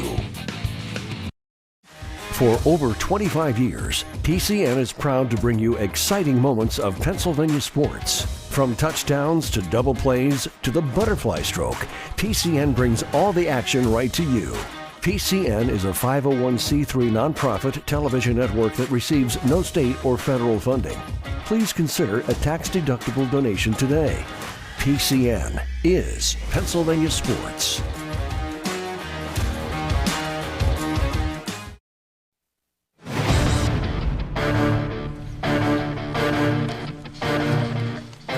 Halftime in the AA championship game here at Hershey Park Stadium. It is Aliquippa, the unbeaten Fighting Quips, unbeaten at 15-0, leading Wyomissing, also unbeaten at 15-0. The Spartans with 7 first-half points. 14-7 our halftime score as we welcome you now to down on the field. Mike Zambelli joined by Jim Wills, and I think the first thing we have to identify, Jim, is what a gorgeous day it is today. I mean, for standards that we have seen in terms of cold weather, sun is out, and it's a spectacular day to play a championship football game. Tremendous day here, Mike. You know, we had 2 great days. Yesterday was very, very nice as well. And, today has been really stopped the same way. Nice sunny day. Great football here this afternoon in this first half. Well, for Wyomissing and Bob Wolfram, you turned the ball over 3 times in the first half of a championship game, and you're down 7 points. You have to feel decent about what happened in that opening half other than the turnovers. Right, other than the turnovers, they're doing a good job. They did some good things. They moved the ball very well. I think their offense really got in gear there when they started scoring, and they did a nice job. But turnovers are the key, and boy, I'll tell you, on this stage, they're a problem. And that's the 25 turnovers that they've caused all year, that Aliquippa team, which is very good at causing turnovers. Mike Zemanik's team, as we take a look at the brackets and their road to this championship game environment here, we take a look at what happened in the West. Wins over Steel Valley by a final of 55-0. Mount Pleasant area 43-6, 56-0 over former state champion Jeanette. Jeanette wound up 10-2 on the year. Washington, a team that wound up at 12-1, a 34-7 final. Karn City, a final of 51-15, and then last week against Richland Township, 37-21. That is Aliquippa's road to the championship game. Early going in this title game, it looked like their speed was a big factor and a big difference in this football game. It was a big difference, and I think finally evened out a little bit with the size up front with the offensive line and defensive line of Wyomissing. But the Quips are very, very, speed-oriented, Mike, And when you look at their schedule, you're going to be able to see how that speed has really turned in this season into 6 shutouts, 7 times over 50 points. Yeah, only 3 teams all year long have gotten to double figures against them. They have the 6 shutouts, as you mentioned, and Elwood City during the regular season, the only team to score multiple touchdowns or points, or if you will, against them. That was a 54-12 final. So a dominating regular season and into the postseason for the Quips. They, of course, participate in the WPIAL, the WPIAL Class 2, Section 3, and winning that championship with an overall record of 7-2. Beaver Falls, Freedom, New Brighton, Mohawk, Elwood City, and Riverside of Elwood City, the other members of that conference. Yeah, they did a great job. They beat Beaver 35-7, Mike, or 39-7, excuse me. In that, and that's the second closest team to them in the league. So they did a great job dominating all year long. Their defense is tremendous. They've only allowed 19 first-half points on the year, and they only allowed 85 points total. So defensively, they have been awesome all year, and their speed is tremendous. And you saw a good example of their speed on a lot of those runs here in the first half. You mentioned the 25 turnovers coming in, the plus 25 in the turnover takeaway ratio. They did a good job of taking the ball away again here in the first half, but 2 big goal line stands by Wyomissing denied them more points in this half. Yeah, you got to give credit to Wyomissing. They did a nice job, and they needed to, especially on defense, and did a good job of really stacking up their linebackers inside and making those guys really earn those yards, and that goal line stand was very, very important early in the ball game. Becomes pretty obvious that the Quips a little quicker on the field. Let's take a look at Drayvon Henry in the half that he had, but early going, their speed was creating problems for Wyomissing. Yeah, Drayvon Henry came into this game with 1,796 yards, 27 touchdowns. He's got 2 touchdowns here this afternoon, so that puts him at the 29 mark. He's tremendous in a lot of different ways. He's being looked at by a lot of teams, so he's got a lot of things going for him, and the speed you can see. And I'll tell you what, I was right there on the goal line, Mike, when he scored that one. They had him penned in, but he just made himself smaller, got himself through that hole, and did a nice job to score that touchdown. 5'11", 185-pound junior, ran with some authority right there. Really, the escapability of Malik Shagag, you'd have to think that right now that is becoming a concern for Wyomissing. It is, because he's been able to run the football. I know we heard Ross and Bob up in the booth talking about that, but he's run for 629 yards this year and 12 touchdowns. So he has the ability to make things happen by way of his feet, and you saw there on that one play, he was running around there for about 2 minutes in that backfield, finally got himself a couple of yards, but not enough to get himself a first down there now by the goal line, which was another time that Wyomissing stopped them. Wish I had the stopwatch out to see how long he extended that play on 4th down. You had the sense it might run into some problems for Wyomissing, but they were again up to the challenge. Take a look at Wyomissing and their schedule and their road to the championship. First time, as the guys have been talking about, in school history, and you have to wonder how that maybe played into 3 turnovers in the opening half, but they were a little shaky, a little sloppy at times in that first half, but only trailed by 7. Yeah, they did a nice job getting themselves in here for the first time. In 2010, they lost to Trinity. In 2011, they lost to Lancaster Catholic, so they finally knocked themselves down on that door that they were getting beat back on over the years, and they made themselves in here, and they outscored opponents very well this year in the first quarter, 239-14. That's a big factor, and they were really shut out early in this game, so that's the thing that they're used to being ahead in that first quarter, Mike, so a little different. Yeah, they got off to that big start. They only allowed 14 total points in the first 4 games of the regular season. They participate in the Berks Football League Section 2. That includes Berks Catholic, Schuylkill Valley, Blue Mountain, Hamburg, Fleetwood, Kutztown, all familiar names, and again, a terrific run to the championship there, going 6-0 in league play. Yeah, they're an interesting team, Mike, because they ended up switching quarterbacks the last 2 weeks, and that's an interesting factor here this afternoon. Corey Unger coming in as the new quarterback, putting their old quarterback back out to receiver. So it's an interesting concept that they've used here, and it's interesting to see what will happen here in the second half as far as passing the ball with Corey Unger. Thought they did a much better job of their backs of running north and south than they did in the opening quarter. I thought Aliquippa forced them to the sidelines in the first quarter. In the second quarter, they did a much better job, as we're going to take a look at Mason Smith. And what a first half this young man here. This play right here really turned the momentum in this football game. They were deep in their own territory. They moved the markers on 3rd and long. Yeah, he's done a nice job all afternoon. He's had the nice touchdown run as well. But you're right, Mike. if you want to start going out to the outside, that's playing into the hands of the quick speed. And they did a nice job of running north and south on that last drive. As you see, the 15-yard touchdown run there by Mason Smith, his 11th TD of the season. So they've done a good job of getting people involved in the offense, and that's what that wing T does. It gets everybody involved in the offense. Their big guy hasn't produced what people thought coming in here, I'm sure, this afternoon. But the thing of it is, other people have taken up, and Mason Smith and one of them. They certainly have. And back to that north-south running, we've seen some teams run that wing T at a pretty high level of efficiency. And when you start trying to get to the outside, that doesn't work. We saw Smith turning up inside that block on the end, and that's where that wing T can be very successful. You get the sense, do you look for them maybe to try and get more north-south against this Aliquippa team? I think that's what they're going to do, Mike. It really confused the Aliquippa defense a couple of times there in that one drive. They really had them reeling, and it's assignment football. You really got to watch who's in what position when you're going against that wing T football team. So the situation is, I think you're right. In the second half, they're going to try to do that a little bit more. How about if you're Aliquippa now? You have forced them into 3 turnovers, and maybe you haven't maximized what you've got. You do have a 7-point lead,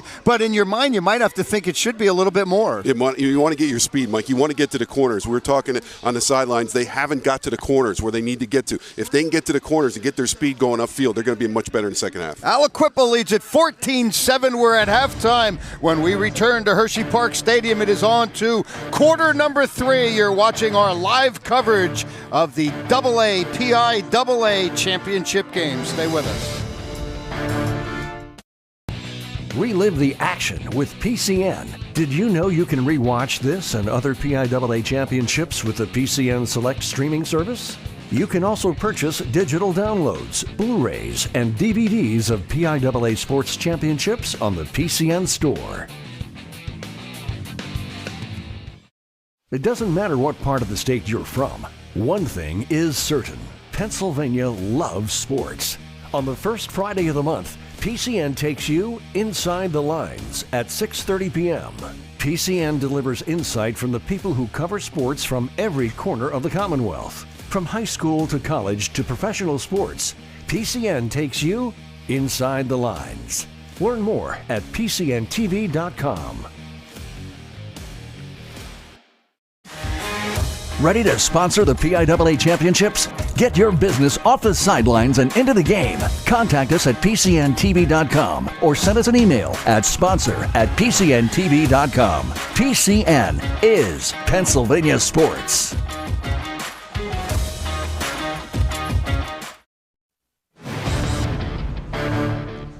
$14-7, Aliquippa on top of Wyomissing. We heard what Bob Wolfram was going to do. Let's find out what Mike Smianek had to tell his team at halftime as well. All right, Bob, thank you very much. Coach, up by 7, how concerned are that you missed some opportunities offensively? We sure missed a bunch of them, but, that's part of the game. We are 2-point conversion down here. We just short-armed it a little bit, but that's all part of the game. We missed several opportunities, but, we're still playing well. Any major adjustments for you at halftime? I don't think so. We're just going to keep on playing the way we play. Coach, thanks. Good luck to you. Thank you. Bob, back up to you. And again, we talked about this at the Open. This is a great coaching match. Bob Wolfram has been doing what he's been doing for a long time. Mike Smianek has been doing what he does for a long time. And it's always about halftime adjustments. And two of the best in the business, they're going to make some adjustments as well. As we take a look at our halftime highlights, and again, turnovers, as we talked about, a big part of it. It started very early as Alex Anzalone lost the handle of it, and Aliquippa took advantage of it. Yeah, Aliquippa marched right after the first Anzalone fumble right down the field with their power game. The lead ISOs all drive long. Henry finishing off with the touchdown. And then it starts a 99-yard drive, and Mason Smith finally got the Spartans going, breaking it free from the shadows of their own goalpost. But it was what they altered it with Brandon Gonzalez at the fullback in between that made a big difference. Yeah, Gonzalez, sort of your classic wing T fullback. He had a couple big runs on the drive that really got the Spartans going. That time they put Anzalone in motion, and again Gonzalez been able to run right up the middle. And that set up what got them the big play at the beginning. They finished it off with it as well. The sweep with Mason Smith, and the senior took it home for the touchdown. And at that point in time, it was an 8-7 game, but another turnover the difference, and it set up another short field for the Quips. And this time, Drayvon Henry takes it home for touchdown number 2. And now we'll take a look at the numbers at halftime. And as you see, the big difference is points off turnovers. Otherwise, obviously Aliquippa with more offensive numbers than what Wyomissing has because the Spartans did it all on one drive, but points off turnovers, that's the difference. The Quips took advantage of 2 mistakes and put them both in the end zone. Yeah, and really, the score could be worse than this. I mean, the Wyomissing Spartans held a couple times deep in their own red zone. If it wasn't for those stops by the Spartans, this would be a 2 or maybe even a 3-score game. And at this point in time, because it is a 1-score game, in essence, neither team really has to change the core of what they do. No, I think both teams, if I'm Aliquippa, I'm just running that ISO play, both sides, all second half, and maybe having Malik Shagag, the quarterback you see right there, run the ball a little bit. He even more than he did in the first half. He is awfully quick. For Wyomissing, they just want to go back to what they did on the 99-yard drive, which was a lot of Gonzalez dives up the middle, as well as Mason Smith around the edge. And it's an advantage, obviously, for the Quips because the second half kickoff, they get the football to start quarter number 3. Yeah, this drive is significant because if they are able to score on this drive and put the Spartans down 2 scores, that will be a position that the Spartans have not found themselves in all season long. And so that's the way we will start quarter number 3 with Aliquippa on top of Wyomissing 14-7. Drayvon Henry, 14 carries, 64 yards, and the 2 scores at halftime. His counterpart in the backfield, Terry Swanson, 10 carries and 66 yards. And Malik Shagag, 4 carries and 65. So Henry's got 64, Swanson's got 66, Shagag has got 65. That's pretty good balance. Shagag's only thrown it 4 times. He's completed 1 for 17. Let's see if Bowman can knock another one into the end zone for a touchback. Takes it on a low liner this time, and it will be returned from the 10 across the 20. Shakir McBride on the return to about the 29-yard line. And so that's where the Quips will start the second half. Nothing fancy about the things that Aliquippa had success with in the first half. It was mainly getting behind that explosive offensive line. You don't often hear that word used when you talk about an offensive line, but they are so thick and powerful in the lower body, and they come firing off the football. Marquise Jenkins is the full. Actually, they flip it back now to Khalil Seaburn as the fullback, and the handoff is a swarming Wyomissing defense led by Will Kropp. Swanson got the call, but he got no yardage at all. Yeah, and Anzalone was the first man there. Anzalone, the Notre Dame bound linebacker, watch him left side of your screen. He's going to fill and just swallow up Swanson, and then the rest of the cavalry, including Kropp, come in and finish him off. So it's now 2nd down and 10. McBride split out to the left side. Seaburn is the fullback. Swanson stays at the tailback. They fake the handoff to the fullback. They give it to Swanson, and the football's loose. Stripped from behind, and Wyomissing's got it. Joe Caccione on the bottom, and the first turnover by the Quips sets up Wyomissing with a short field. Turnovers are gigantic at every level of football. Wyomissing had 3 in the first half. Aliquippa suffers their first one here in the second half. It was a huge strip by the Spartans on what really was a good run by Swanson. Watch 24, Anzalone right there. Gets the right hand on it and knocks it away from Swanson. Anzalone making up for a couple of his own miscues in the first half. Giveth and taketh away. That's what Anzalone's done so far today. They're going to give it right back to him. And the fullback dragging a tackler with him. With Anzalone carrying the football, without a doubt, Aliquippa defense is focused on 24 in the backfield. Will Kropp lost his helmet, so he's going to have to come out for 1 play. After Anzalone on the fullback dive picks up 2 to the 36-yard line. They have had little room to run on what they call in their offense 5 and 6 dive. It's just a lead play to the fullback with the halfback, but Aliquippa with those 4 stout D linemen have been all over. Anzalone 8 carries, 30 yards. Here's Causa on the sweep, and Causa will get maybe another yard to the 35. It's 3rd down and 7. If you're Wyomissing right now, you got to be thinking this is 4-down territory. Jonah Bauman is good. He's not this good. I don't think they're going to attempt a 50-something yard field goal. Probably doesn't make that much sense to punt it in this situation. So you don't have to get 6 or 7 here. Longest of the year for Jordan Bowman of his 8 field goals is 45 yards, but this is even longer than that. It's 3rd down and 7. Sprint out. Unger throwing, throws it well over the head of Gerald Burns, who was well covered, and it will be 4th down. Really impressed by the pressure that Aliquippa has been able to get on all of the passes by Unger today. That time, it was number 34, Khalil Seaburn. As you see Burns working against Jair Turner.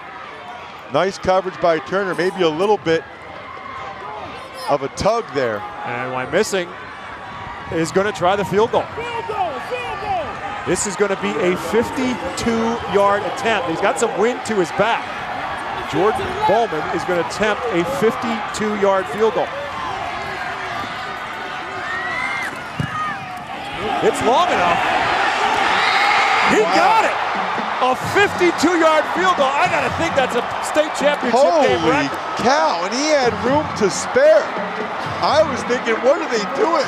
I know he's a good kicker, but a 52-yard kick in high school football, and he nailed it from again, 52. He's got wind in his back, but he drilled it. And again, gotta think, gotta assume that's a state championship game record.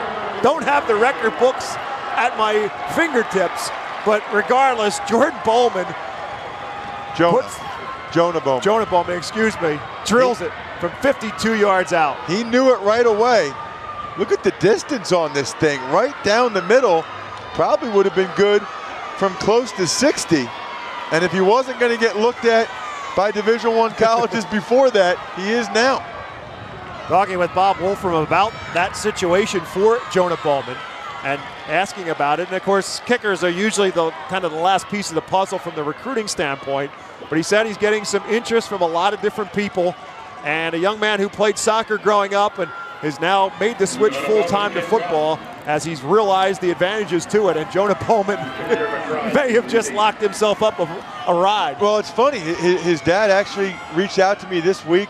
Jonah's on, my service, GoBigRecruiting.com. I texted some Patriot League coaches about him. They weren't aware of him, and now they're all excited. Colgate and some others in Lehigh. So, especially after this game, my guess is he'll have even more options. Look at this kickoff. I was going to say, he's jacked right now, and he booms that. 69% of his kickoffs have been touchbacks, and he nails another one. He's 2 for 3 on that situation today.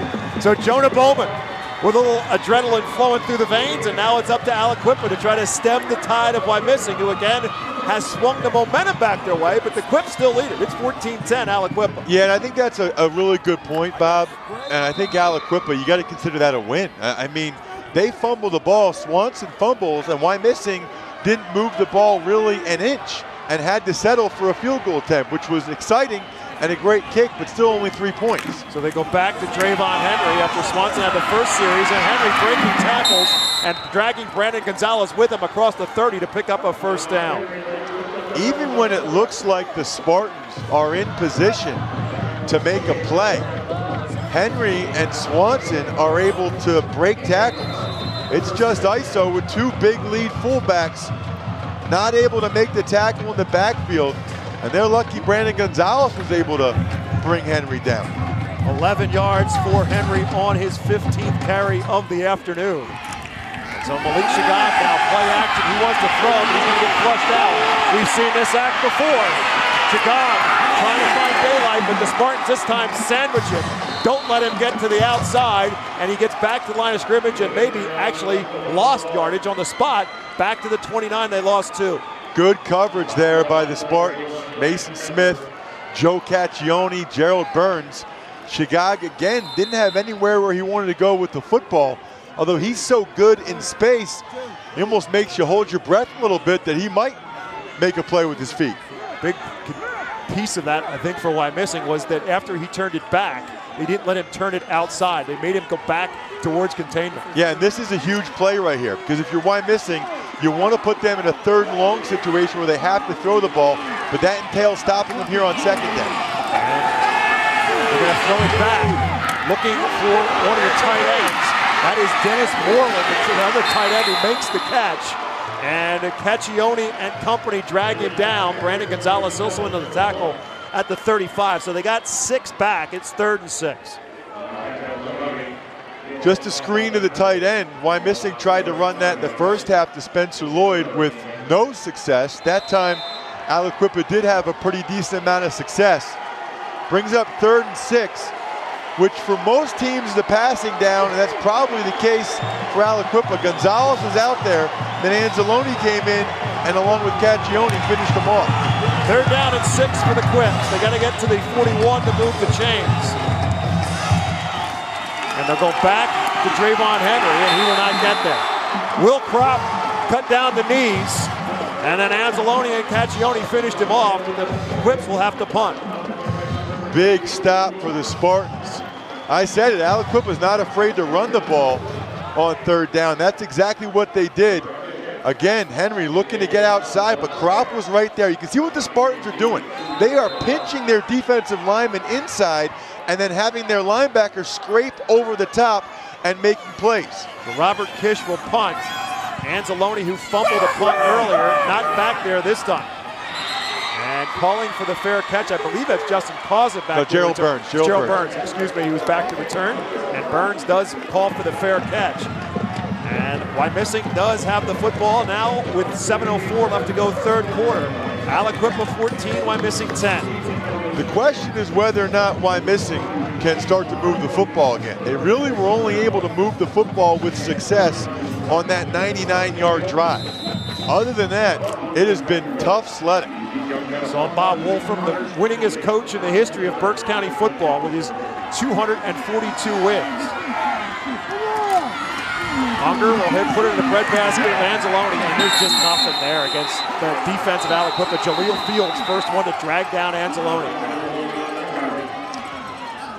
That was a little bit more of a sprint draw action for the Spartans, but there was still nowhere to go. With the exception of that one drive, the Spartans have really been getting stuffed at the line of scrimmage. Wyomissing is the first team from Berks County. You see Bill O'Brien doing a little autograph work on the sidelines. First Berks County team to reach the PIAA football championships since Wilson High School in 1989. And speaking of Penn State, the quarterback for that Wilson team, Kerry Collins. So the last time and the only other time that a Berks County team in the 25 years of Pennsylvania State football championships. Wyomissing just the 2nd team for Berks County to get here. Unger on a sprint out, dumps it off short to Causa, who gets bumped out of bounds. They'll pick up a couple. They're going to say incomplete. He was out of bounds actually when he made that catch. And so they'll rule it an incomplete pass, and it puts the Spartans now in a 3rd down and 10. Yeah, 3rd and long is obviously not where the Spartans want to be. Take a look at it. Unger waited till the very end. Causa, it's hard to tell. It looked like the left foot might have been in before the right foot went out. I think the heel was on the sidelines.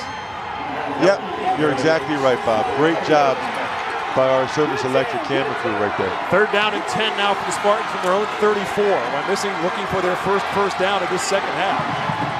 6:10 to go, 3rd quarter. Aliquippa still on top, 14-10. Causa goes in motion. They fake the handoff to him, and Unger on a sprint out, looking for his tight end. No, he's looking for Anzalone. Jump ball, and I believe Anzalone holds on. What a catch. Excellent catch by Anzalone, but it's shy of 1st down yardage. They needed to get to the 44, and they're going to spot it at the 42. Anzalone is 6'3", and he just goes up and takes it off at the hands of a defender. That's a heck of a catch. But it puts the Spartans in a 4th and 2. It's only the 2nd catch of the year for Alex Anzalone. The first one was a 56-yard touchdown. However, on 3rd and 10, they got just 8. So now the story of the 2nd half, Jonah Bowman will punt the football. And he booms this one too. Jair Turner rolling backwards. And he fields it at his own 15. Across the 25 and bumped out of bounds with 5 minutes and 11 seconds remaining in the 3rd quarter. Aliquippa 14, Wyomissing 10 when we come back to Hershey Park Stadium.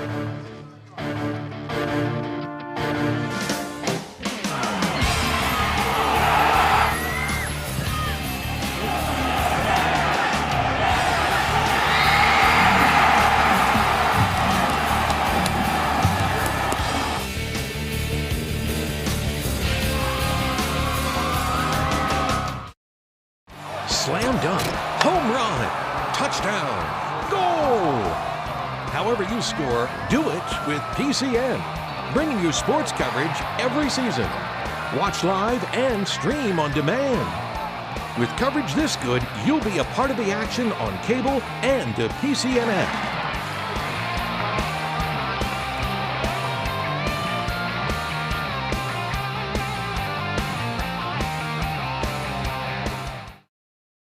Stadium lights are going out. The bleachers are empty. The reason? No officials. When fans are disrespectful to the calls on the field and those who make them, it is a hard position to fill. Show your support for your PIAA officials by demonstrating respect. Let's all work together so the game is great for everyone.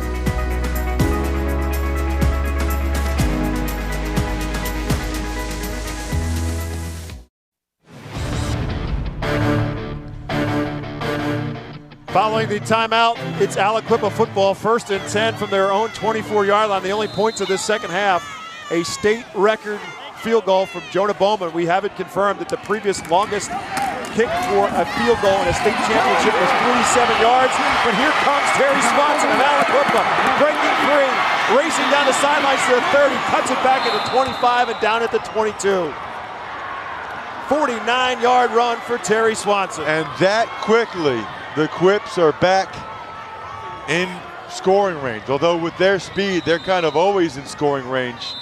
Swanson hurt his ankle last week, late in the game, and you can see he's still down at the end of this play. What hustle though by Caccione to actually be able to catch Swanson. That's the concern right now as they tend to junior Terry Swanson. After that 49-yard run, and it was the cutback where the ankle kind of went out from under him and he hit the deck. So the Quip training staff tending to him, actually might be a cramp based on the way they're going after him now. Cramped up as he was running. After a 49-yard run, it certainly changes field position. But again, congratulations to Jonah Bowman. That's a state record with that 52-yard field goal. But after a 52-yard field goal, Terry Swanson now comes off after running for 49 yards. So the Quips knocking on the door again. They lead it 14-10 inside of 5 minutes to go, third quarter.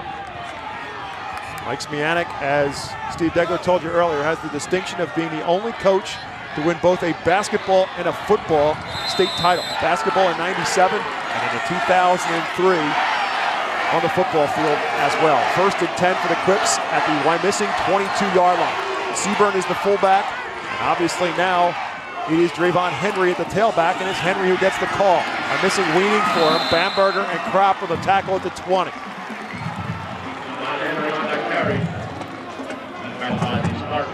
17th carry for Drayvon Henry. He's got 2 touchdown runs. Drayvon Henry on the season coming in just under 1,800 yards. Swanson on the year, 1,400 yards. You start to wonder, though, if the Spartans are asking too much of their defense. I mean, how many times can they come up with a stop deep in their own territory against this prolific Aliquippa offense? Well, they changed some things up. They put alert quarterback run here. Put a wing on each side. Shagab looked like he might have a little trouble pulling away from the center snap, and Wyomissing was swarmed all over him. They had moved Henry out to a wing on one side, Shakir McBride a wing on the other, so it was essentially a naked backfield behind Shagab, and it didn't look like he came away with a clean snap. Yeah, I don't really know what happened there, but whatever it was, that's not how you draw it up. It wasn't good. Let's see if we can see the center snap. Oh man, look at that. Look at that, with his left hand, he was holding it there. What a job by Shagab just to maintain possession. That could have been disastrous for the Quips. 3rd and 8 now for Aliquippa. Standard look with the I formation behind Shagab. And it's Henry. Drayvon Henry cuts it back against the grain, and Wyomissing is there to meet him. Joe Caccione takes out the legs of Drayvon Henry at the line of scrimmage. It's 4th down. Nice patience by Brandon Gonzalez, number 28 for the Spartans on the backside. He stayed where he's supposed to be, and Henry had to bubble it all the way around him because Gonzalez was there. And then Caccione comes up and makes a big stick. It is 4th and long for Aliquippa. Now this is long enough that they probably will throw it, but again, I wouldn't be surprised if Shagag ultimately tucks it away himself. Turner and McBride split out to the left side. Henry the back in the backfield. 4th down and 8. Sprint out for Shagag. Now he's going to throw back against the grain, and it's broken up. Anzalone got a hand on it for the intended receiver, Davon Walker. They got him once on that play earlier. It's a sprint out, and then you throw the ball back across the formation to the tight end on a shallow cross. Anzalone said, you're not going to fool me on that one a second time. And I tell you what, Bob, he saw 40. He picked him up, Davon Walker, and he almost got close there to what could have been a pick 6. But he got a hand on it, and that's what it took to get the Spartan the football back. Wyomissing takes over from their own 20. 2:25 left to go, still 3rd quarter. Unger going to throw for it on 1st down. Looking to throw deep, looking for Caccione, and it's broken up. Jair Turner right there with him. And he had a hand on it and broke it up. It's 2nd and 10. Nice throw by Unger, probably his best of the day. Put a lot of air under that to Caccione, who was the starting quarterback today and the 14 previous games, went the distance at quarterback for the first 13 before Unger became eligible. But Caccione really a receiver by trade. You'll see he made a nice play on the ball, but Turner was right there as well. Spartans now 3 for 10 throwing the football for a net of 0. Here comes the sweep, and it's Causa this time. First time Justin Causa's found some daylight on his side of the sweep. He takes it across the 25 to about the 28-yard line, and it'll put the Spartans in a 3rd and about 2. It's the first time they've been able to uncork Causa at all with the blocking up front. They've really had the most success so far today running it with Gonzalez when he's at the fullback position and Mason Smith. Feels like it's been a while since we've seen Mason Smith get the football. He's wing left, Causa's wing right. Anzalone the fullback on 3rd and 2. Smith goes in motion, they hand it off to him following the blocking of Anzalone, and it's going to be close. They had to get to the 30 to get the 1st down, and that's exactly where they spot the football. Shaken up player as well on the play, and it's a Wyomissing Spartan who's down on the field.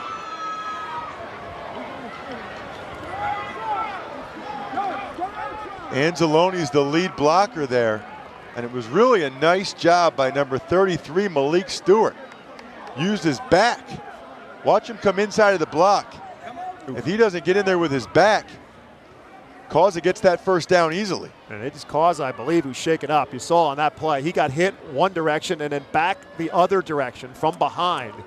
And Justin Causa, I believe, is the player who's shaken up on the play for Wyomissing. And again, right now with the injury concern for Justin Causa and the Wyomissing Spartans, they have not yet measured as to whether or not it is enough for the 1st down.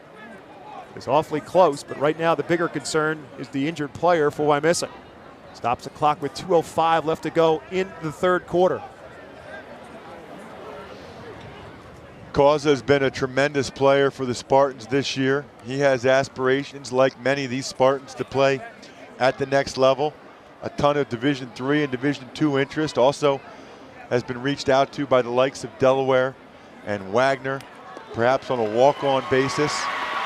Let's hope he's okay. You know, Wyomissing has Anzalone going to Notre Dame, but they've probably got 10 or 11 other kids that will have a chance to play college football if they so desire. Find out why more than 2 million of our viewers watch PCN sports coverage, from exclusive coverage of the PIAA High School Championships to other high school sports action from all across the state. PCN Sports is the only one to turn to for exciting athletic competition. Catch us on cable or online. PCN, your only source for all things Pennsylvania. And so they'll bring on the chains to mark it off and find out whether it is 4th and short or 1st and 10 for Wyomissing.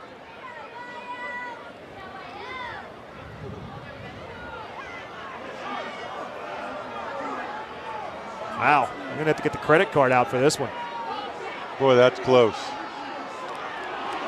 He's gonna say, oh my gosh, a centimeter. It's not. It's in this. It's in this. He's getting an They're going to explain it to Wyomissing. The Spartans are right there. Coaching staff for Wyomissing is hovering around the chains, and the officials are explaining to them why it's still short. So now does Bob Wolfram gamble here and think his team can pick up about an inch? Boy, this is a tough call, but you also kind of look at it and you say, if you can't get an inch, do you deserve to win? The concern I have is just how explosive the Aliquippa defensive linemen are. And how do you go, look at that. I mean, are you kidding me? About a centimeter right there. Do they go with the quarterback sneak, or do they give it to their 235-pound fullback and expect him to get an inch? The question is, he's been hitting the backfield so many times today. They try to get Aliquippa to jump off sides. Unger under center, Anzalone the fullback. Replacement of Justin Causa comes Scotty McAvoy. And it's Anzalone who just leaps over the top, and he'll get the first down. 6'3", 235 pounds, and he jumps over the top of the pile. That's just not fair. Yeah, and he had to do that, I think. I mean, Aliquippa did a good job making a pile. You see it right there, almost a stalemate at the line.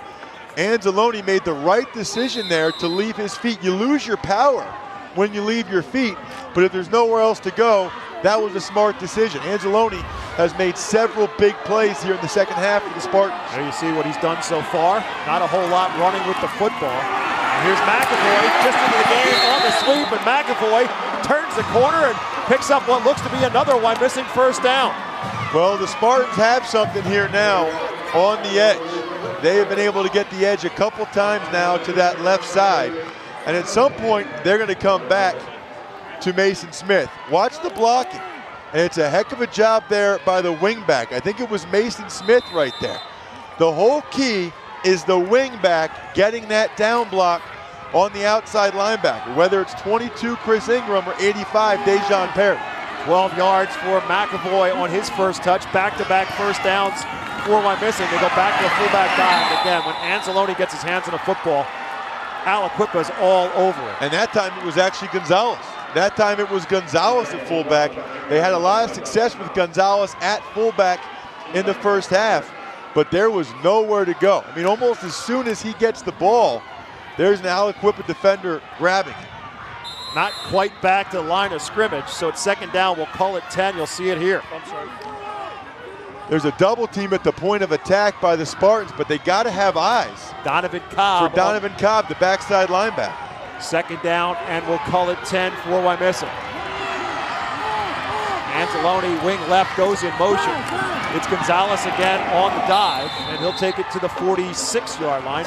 Pickup of 2 puts the Spartans in another third down, 3rd and 8.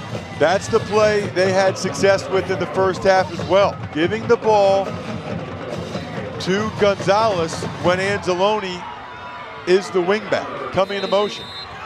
Inside of 30 seconds will be remaining in the third quarter by the time Wyomissing gets off this snap. So this could very well be the final play of period number 3. Caccione had come on, now they bring him back out.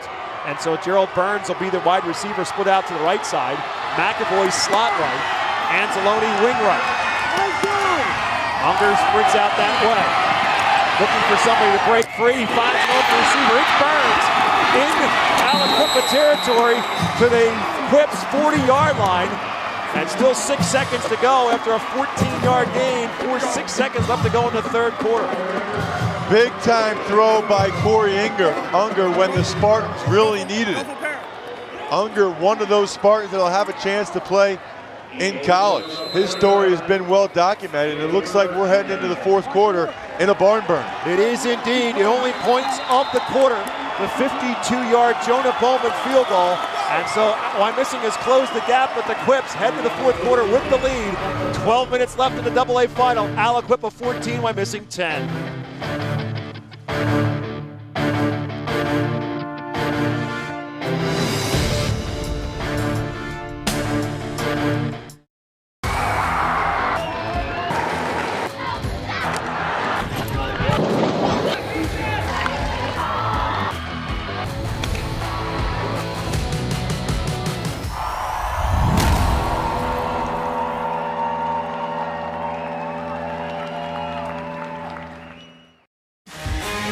Ready to sponsor the PIAA Championships? Get your business off the sidelines and into the game. Contact us at PCNTV.com or send us an email at sponsor@PCNTV.com. PCN is Pennsylvania Sports.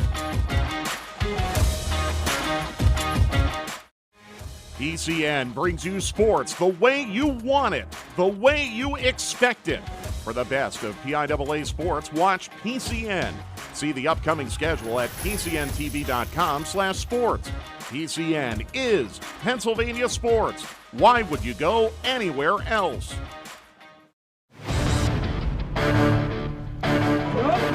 Wyomissing trying to come from behind as we get set to start quarter number 4 in the AA final. Aliquippa 14, Wyomissing 10 on the sideline. Steve Dagler. All right, Bob, thanks very much. Even though this is Wyomissing's first state championship appearance, the Spartans have a storied history on the gridiron. Earlier this year, the Wyomissing Football Association held its first Hall of Fame induction.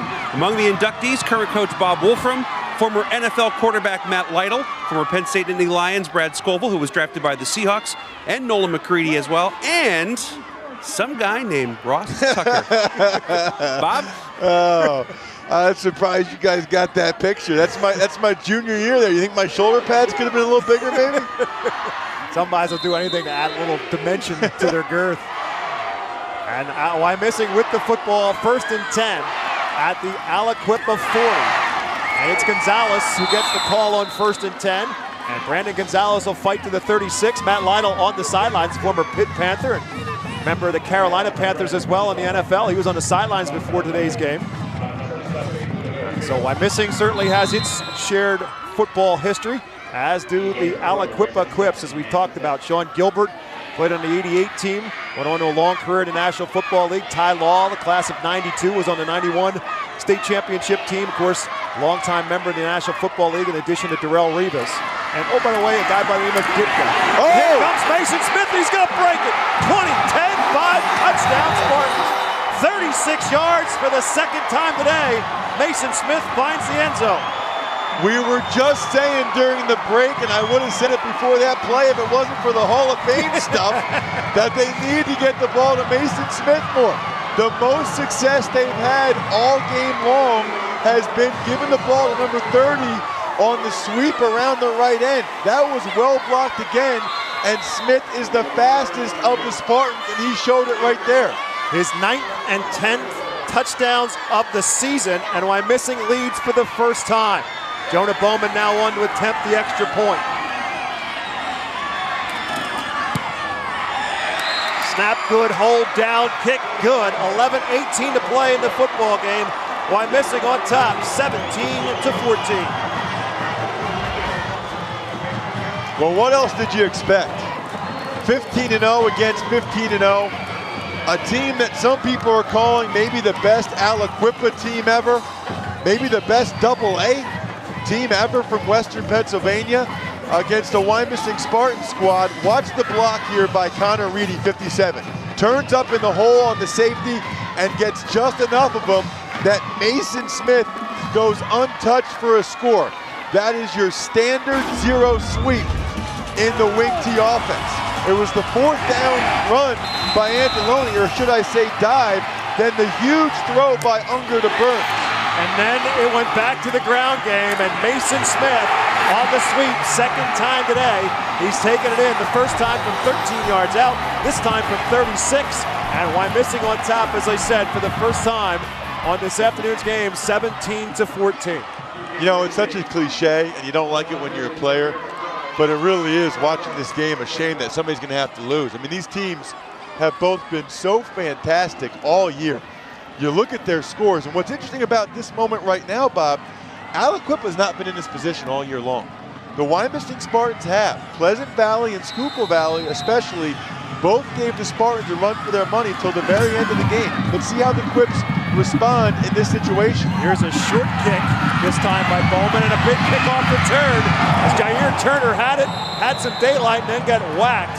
And we check in on an injury update with Steve Dagler. All right, Bob, a bit of bad news, it appears, for Wyomissing at this point with the Spartans up for the first time. Justin Causa, the running back, is out with a shoulder injury, and the report from the Wyomissing sideline is he probably will not return. Bob? Shaken up, Scotty McAvoy replaced him, and he had a big run. And I believe it was Bowman who made the tackle based on the celebration of his teammates. The kicker made the stop. Aliquippa trying to stem a tide right now. The Quips have it back, starting from their own 33-yard line. They put Turner in motion left side to right. They'll go back to the ground game that has been the bread and butter of Aliquippa all year long. Drayvon Henry nearly busted that one, but he got about 9 or 10. Will Crop's going to come off of the Spartan 62 at the bottom of your screen there. He's a guy they can ill afford to lose. Was a 10-yard pickup, actually an 11-yard pickup for Drayvon Henry on his 19th carry. Haven't seen Swanson back out there yet since he had the cramp issue after that 49-yard run. They go right back. Nope, they take it out of Henry's breadbasket, and Chicago keep it on the option. And he'll spin into Wyomissing territory for another first down for the Quips. Impressive answer thus far by the Quips. We just said, how will they respond to adversity? How will they respond to trailing in the fourth quarter? So far, so good. What a block by Jaleel Fields, number 70. Oh my gosh. Back-to-back 11-yard gains, and it's Henry, this time kicking it outside. And Henry will take it inside the 40. See where they spot him out of bounds. They'll be shy of the first down, but it'll put Aliquippa in a 2nd and short. I have been so impressed with Jaleel Fields, the junior right there, 6'2", 260. They say he's the best lineman at Aliquippa since Sean Gilbert. Also sports a 3.8 GPA. He will have his pick of colleges as well. I have seen him lift Spartans off the ground several times today. Back to Henry on 2nd and 2. Big hole to run through. Breaks loose of a tackle to the 20, 15, and finally drugged down at the 12-yard line. Drayvon Henry with another big whip first run of 25 yards. This is one of those drives that when you look back on the 2012 season for the Aliquippa Quips, you're going to remember this drive. Because this is old-fashioned football, back to what they were doing earlier. Henry actually leaps over Burns, who got low to brace for a collision. And Joe Caccione with a touchdown-saving tackle. They go back to Swanson. And the Spartans will wrap him up just inside the 10 at the 9. Still got 3 on it in 2nd and 7. This is where the Spartans have been able to stiffen a couple times today. Deep in their own territory, they've been up to the task. So both Henry and Swanson are now over the 100-yard mark, thanks to a couple of big runs. Swanson stays in at the tailback spot behind Khalil Seaburn. And Chicago running himself. Flag comes in as Chicago takes it inside the 5 and close to the goal line. A second flag came in as well. Yeah, there were 2 of them. And I think it's going to be a hold against Anzalone. And obviously Wyomissing will march Aliquippa backwards. 4th penalty against the Quips, just the first in this second half. Holding, Aliquippa, 10-yard penalty from the spot of the foul. Replay 2nd down. And again, they mark it off 10 yards as William Wolf, our official, told you, from the spot. And so that's the question, where exactly did the hold occur?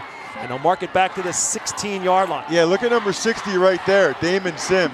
Yeah, you can't do that. I mean, that's basically a tackle right there on Anzalone, who's responsible for the quarterback on that play.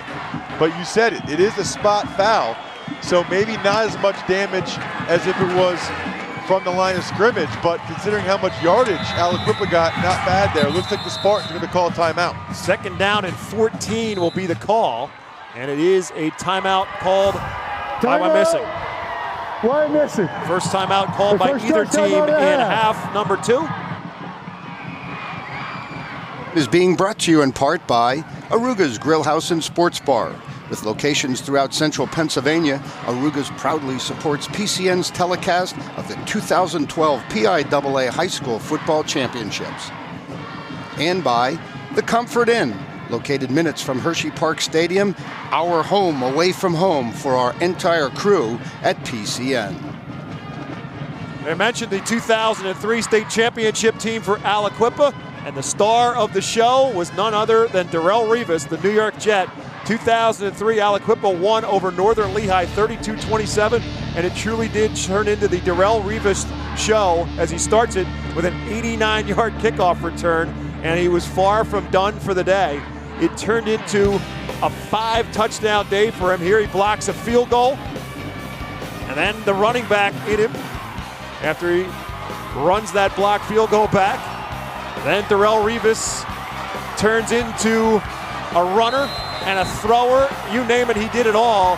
And the Quips won the state title in 2003. Looking for their first one since that date in 2012. They trail 17-14 with 9 minutes and change left on 2nd and 14. Be alert for a quarterback run here with Shigog taking it himself. He looks to throw it, or is he? He's chased and swarmed under. Flag thrown on the play as Malik Shigog is tackled in the backfield by Jericho Reyes. 2 penalties back. I think it's going to be a motion penalty against the Quips. Wyomissing will obviously decline. Jericho Reyes, who leads Wyomissing in sacks on the season, comes up with the first for the Spartans today. Formation, Aliquippa. That penalty is declined. So Aliquippa now back at the 25-yard line. They lose 9 more. My math is right. It's 3rd and 23. They don't have a kicking game. We've said that a couple times. So they've got 2 downs now to get 23, 24 yards. But they also have the personnel to do it. And again, if I'm the Spartans, I'm alert for Shigog taking himself on the ground again, although Henry's not afraid to bust one up the middle either. Henry, the lone back in the backfield behind Shigog. Jair Turner goes in motion left side to right. Shigog looks to throw it. He's looking to throw it deep, looking for McBride. He's well covered, almost took it right off the defender. Defender was Tom Paoloni. And he was right there with Shakir McBride, who almost stole it away. Wyomissing is such a senior-laden team. How about Paolini? He's a sophomore, gets a lot of playing time at corner for them. Not a bad decision by the Quips to go after the sophomore, but he was up to the task. But a great effort by McBride. Look at this, he almost took it right back away from him. Paolini with perfect coverage. But it all results in an incomplete pass, which now puts Aliquippa in a 4th and 23. You got to think they're going to go to the end zone on this one, unless it's an underneath pass, hoping one of their guys can run for it. Fakes left, he's going to take off and run. Breaks a couple of tackles, not going to be enough, as eventually Anzalone and Reyes swarm him under, and Wyomissing will take over at the 18-yard line. How many times today has this Spartans defense stop the Quips inside their own red zone? That's at least 4 times the Quips have gotten the ball down inside the 20, but have stalled. Now the Spartans need one of their trademark clock-eating drives. If there was ever a time to have one of those, it's right now. Well, in those 2 touchdown drives, they've amounted 179 yards. Other than that, they've only amassed 19 yards. So it's either been all or nothing for Wyomissing in their drives, and they started with Mason Smith on a sweep. What else would you think they'd go to? He picks up a couple, maybe 3, maybe 4, maybe 5, to about the 24-yard line. Actually got 6. That still remains their best blocked play. And if I'm Wyomissing, I'm considering running that play until the Aliquippa Quips prove they can stop it. We'll call it 5. They start this drive from the 19. They're at the 24 right now. 8 minutes exactly remaining. Timeout's not yet an issue. Wyomissing's burned 1. Aliquippa still has their full complement of 3. Corey Unger under center. Anzalone the fullback. McAvoy wing right. Mason Smith goes in motion. They hand it off to him on the sweep, and he almost broke it free. Somebody had him by the jersey, and it may have saved the touchdown. I believe it was Dejon Perry who grabbed a hold of his jersey and kept him from busting it loose. It's a good thing Dejon Perry has strong forearms and grip. Otherwise, Mason Smith might have been off to the races again. The Aliquippa Quips are having a tough time on this play because Spencer Lloyd and that time Scotty McAvoy, they are sealing the edge on Perry, number 85. And then McAvoy got up on Swanson, the safety. I said it before, Bob, I'll say it again. Don't stop running that play until they prove they can stop it. 10 carries, 109 yards for Mason Smith, who's now lined up in the backfield with Anzalone. They'll give it to him again. This time Aliquippa is waiting for number 30, and he picks up about 2. The clock continues to churn, which is exactly what you want to have happen if you're the Spartans. Obviously, you're trying to get yards, first downs, get more points on the board. but keep that clock moving. So if Aliquippa does get another opportunity, they have as little time as possible. Burns splits out to the left side. McAvoy is wing right. Smith wing left. Anzalone the fullback on 2nd and 8. Now McAvoy goes in motion. Anzalone gets the handoff. And again, just nothing for Alex Anzalone running with a football this afternoon. His 11th carry and about 32 or 33 yards, depending on where they spot this football. It just hasn't been there, and it's really the first time all season. And this is the best job any team has done on Anzalone, and really this entire Spartan offense since Berks Catholic back in week 9 in a battle of unbeaten. Khalil Seaburn, who's done a tremendous job on both sides of the football for Aliquippa, shaken up a little bit on that play. He comes out on 3rd down and 6. What play do you think's coming right here, Bob? I'm guessing Mason Smith. It would be what I would call, but I'm not calling the plays. And they're not. They roll out under. They're going to throw to Anzalone. Anzalone makes the catch, makes someone miss, and he's in Aliquippa territory to the Quip 45-yard line. That's why you're up here. Yeah. Well, listen, Coach Wolfram, the Spartans' faithful trust, and that time it panned out. Corey Unger, never been in a situation like this. Started for 3 years at Fleetwood High School. Now they get the ball to Alex Anzalone in space, and he knows what to do with it. There are people that think that that's actually his best position as an H-back in space. He's caught the ball 3 times this year, 2 of them today. 1st and 10 for the Spartans at the Aliquippa 45. Now they go back to the sweep, but this time it's McAvoy. And again, Quips are there. Jaleel Fields again on the tackle along with Dejon Perry. 1-yard pickup. Wyomissing would be smart now to run as much clock as they possibly can in between each play.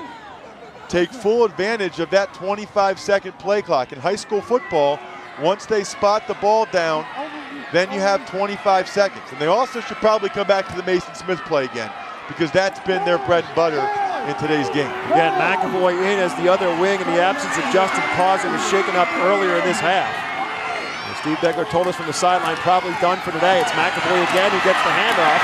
McAvoy will get to the 40. So it'll be 3rd down and about 6 coming up for Wyomissing. Interesting decision here for the Spartans. Is this 4-down territory? It'd be a crazy long field goal at this point, but who knows with what Jonah Bowman did in the first half. If I'm the Spartans, I'm looking at it like we've got 2 downs to cement this victory and get 5 yards. To me, this is 4-down territory. 3rd and 5 right now for Wyomissing. The 35 of the Quips is their destination to move the chains. Burns will split out this time to the right side. Smith wing left, McAvoy wing right. Smith goes in motion. And they hand it off to him, and the Quips are waiting for him this time. Flag comes in late. Wyomissing thinks it's against Aliquippa on the tackle. Was it a face mask? That's what the Spartans fans think. Boy, that would be huge. If that was a face mask right there. What a tough break for the Quips. The play was so well defended. Face mask, Aliquippa, 5-yard penalty, replay 3rd down. It's not an automatic 1st down. It's a 5-yard penalty. There it was. Great shot of it there. Dejon Perry got the face mask. So it will cost Aliquippa 5, but not yet the 1st down. And that is gigantic. The fact that that's not an automatic 1st down in high school football. So it now becomes 3rd down and about 3 for Wyomissing. They spot the football at the 38. And give Perry a lot of credit for what he did on that play right there, making the play on Mason Smith. Smith goes in motion, left side to right. They'll go back to Anzalone, and he is stacked up. Forward progress, got him maybe a yard. It's 4th down. Decision time coming up for Bob Wolfram and the Spartans. While the Quips give them time to make that decision by calling timeout. Quips call their first timeout with 3:33 remaining in the football game. And Mason Smith been the highlight reel today for the Wyomissing Spartans. It's been the best blocked play of the day for the Spartans, and Mason Smith has been able to exploit it multiple times. That was the first touchdown of the game. And then the second touchdown was the long one, 36 yards. What a block by Reedy. The backside or plug guard in the Spartans nomenclature. As our coverage of high school football concludes, and the month of December rolls into the new year of January, that means it's Farm Show time here on the Pennsylvania Cable Network. Beginning on January 5th, we'll have wall-to-wall coverage of the Pennsylvania Farm Show here on PCN. We talked about the Wyomissing Spartans and their illustrious history, as we have for the Aliquippa Quips and the Mike Ditkas and the Darrell Reeveses of the world. But you know who else is an Aliquippa Quip? 1942 graduate Henry Mancini, musical composer who composed the theme song for the movie Pink Panther and the song Moon River. So it's not just about football. And speaking of singers, I think Wyomissing School District had a singer once upon a time, young lady by the name of Taylor Swift. And here it is on the sweep on 4th down. It's McAvoy, and Aliquippa will take over on downs. And that will lead us to a stoppage of play. Aliquippa will get the football with looking for a drive to win a state championship when we come back. Wyomissing on top, 17-14.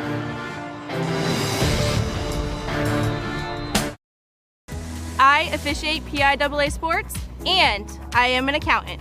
I officiate PIAA sports, and I'm a teacher. I'm a PIAA basketball official, I'm a firefighter, I'm a father, and I'm also a fan. I think it's easy for people to forget that we are regular people, that the same people I'm refereeing, my kid plays with those kids sometimes. My kids play in the same league as these kids. One of the greatest aspects of officiating is building relationships with the partners you're working games with, getting to know them as people, and also building relationships with the players and the coaches that are on the field with you every game. These kids work so hard day in and day out, and you get to watch the benefit of them getting a new personal record, them making that bar that they've been dreaming of for weeks, and you get to have a front row seat to witness that every single day.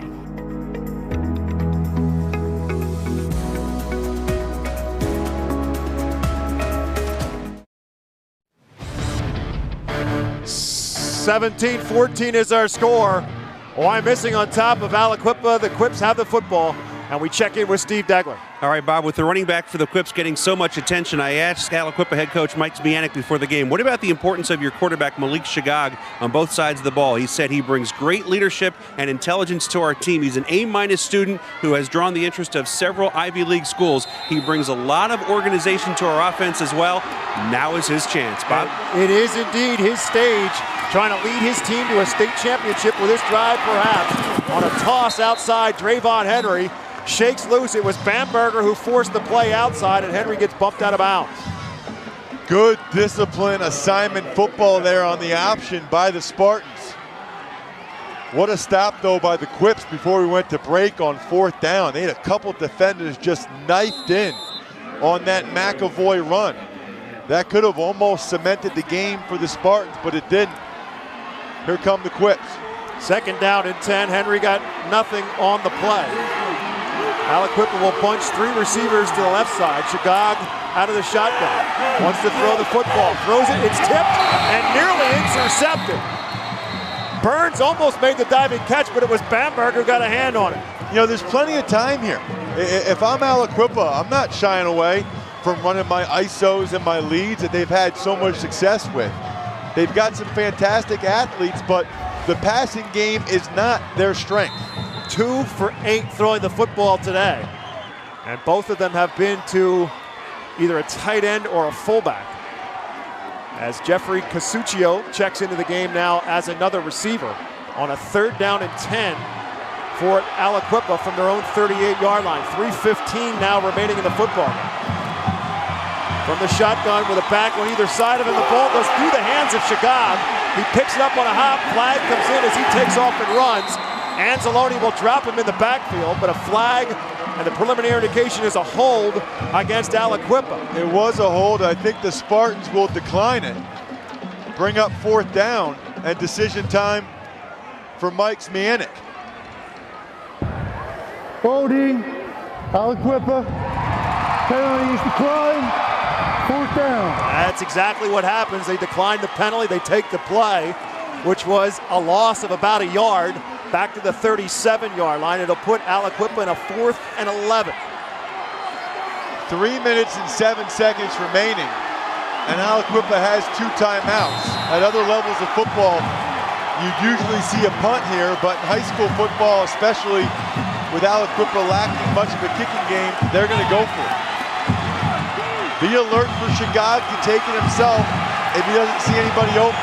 Swanson now is the back in the backfield as Shagag wants to throw for it. Downfield, a wide open receiver, but he overthrows it. Shakir McBride was his intended target, and Malik Shagag simply overthrew it. How did he get that open? Oh my gosh, my heart is up in my throat. He was wide open, running right down the middle of the field.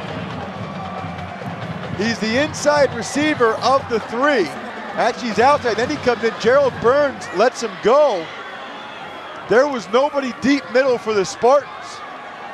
And he had plenty of time to throw it.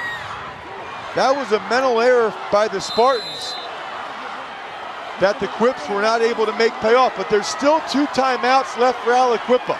This game is not over. Wyomissing takes over 1st and 10 at the Quips 37-yard line. It's Mason Smith trying to cut it outside. Breaks 1 tackle and dives inside of Terry Swanson's tackle to about the 32-yard line. Timeout Aliquippa. So the Quips burn their 2nd.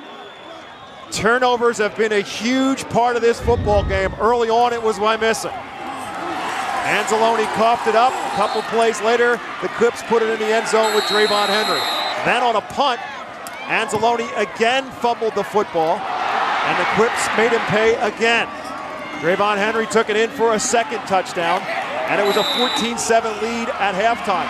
But then Anzalone stripped one as well, and that set up a PIAA state record for Jonah Bowman. 52-yard field goal, and he made it easily. How much attention is that kick going to get if the final margin is 17-14? Are you kidding me? A 52-yard field goal in the state championship game? And that's the difference on the scoreboard right now. 2nd down and 5 following the Aliquippa timeout. And again, Bob, I know I sound like a broken record here, but if I'm the Spartans, I'm coming right back to the Mason Smith 0 sweep around the right side. It's the play they've had by far the most success with, and it's vitally important if you're the Spartans that you keep that clock moving, force the Quips to use their 3rd and final timeout, because then even on 3rd down and potentially 4th down, you have a chance to get a 1st down and keep the clock moving. That's just it. Essentially, Wyomissing still has 3 plays to get that 5 yards they need right now, because they would go for it, you would assume, on 4th down. We'll give it to Anzalone, and again, he is stacked up. Just nothing between the tackles all afternoon for Alex Anzalone, and that'll force Aliquippa's 3rd and final timeout with 2:31 to go. With a 3-point lead, there is no way the Spartans are going to kick a field goal in this situation. Alex Anzalone had some success as a wingback early in the game. Then he forced this fumble on Swanson, which was big. And he's made a couple plays on defense. This probably the biggest.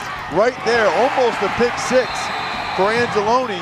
And he's actually done most of his damage catching passes from Corey Unga. A couple times he got 1st downs out of the backfield.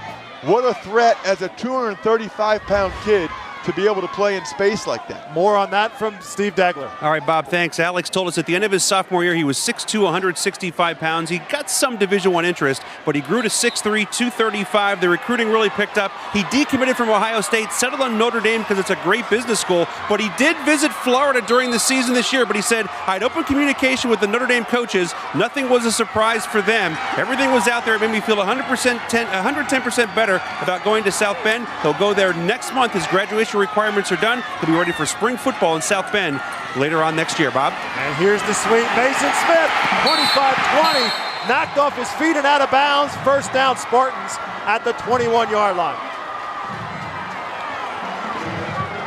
They knew it was coming. The Quips had an extra defender to that side.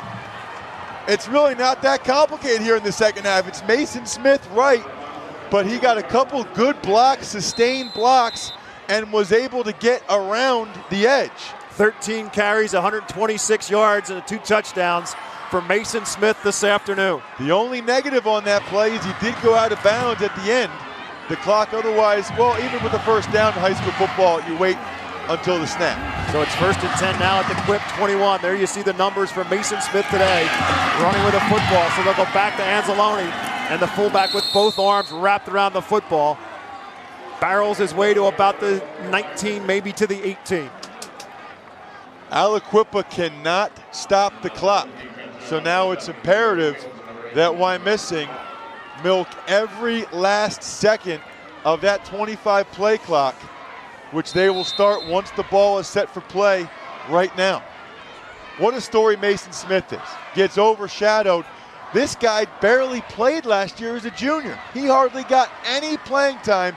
Burst onto the scene as a senior in a major way for the Spartans. 2nd down and 8 for Wyomissing. Aliquippa 19-yard line. Anzalone gets him maybe another yard. That's it. Again, first round PIAA playoff game against District 4 champion Danville. Mason Smith at 145 yards. He also intercepted a pass and returned that for a touchdown. Not quite at 145, but 126 and counting for the senior, but he's put 2 in the end zone. And that's the difference right now on the scoreboard, along with Jonah Bowman's field goal that has Wyomissing on top 17-14. And by the time Wyomissing snaps this football, there'll be a minute left in the game. 3rd down and about 7 for the Spartans. Smith goes in motion. They hand it off to him. He will not go out of bounds this time. Football came loose. Football's on the ground. Aliquippa says they have it. And they do. Aliquippa forces the 4th turnover today. Wow. And with 53 seconds left, the Quips have it back. See if we can figure out where it came from. Watch number 12, Terry Swanson. That's a helmet right on the ball. That's clearly a fumble. Just a perfect tackle by Swanson right there. Helmet on the football. Wow, what a turn of events. The clock would have been able to go all the way down inside of 30 seconds, not even including the 4th down attempt by the Spartans. Quips have to go 84 yards. The difference is they can do that in all play. They can do it. They've got the speed to do it. Wyomissing cannot drop a coverage here. Different quarterback. Flags come down as the ball goes straight up in the air, and it'll be intercepted. Darian Fields was the quarterback on the play. They had Shagog lined up as a wide receiver. And Fields just threw that one straight up in the air. Let's see what the flag's all about. Intercepted, obviously, by the Spartans. Jericho Reyes with pressure. Yeah, illegal formation. Aliquippa. That penalty's declined. 1st down. And the Wyomissing Spartans are going to win the first state championship in school history and the first state championship ever for a team from Berks County. Will Kropp with the interception. Again, Mike Zmianek, coming up with what he considered to be perhaps a trick play with a different quarterback out there. He brought his regular quarterback, Malik Shagog, in as a wide receiver, but Jericho Reyes put pressure, hit Darian Fields as he threw it, and it went straight up in the air. Will Kropp intercepted it, and Wyomissing has to take a couple of snaps, and they're going to win the state title. They'll have to take one more, and look who's in there taking the snaps.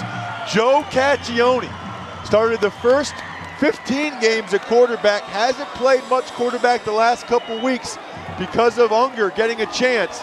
But Caccione, the senior, who sacrificed for the team this year, playing quarterback when he's really a wide receiver, is going to take the final knee, and Berks County has its first ever state championship.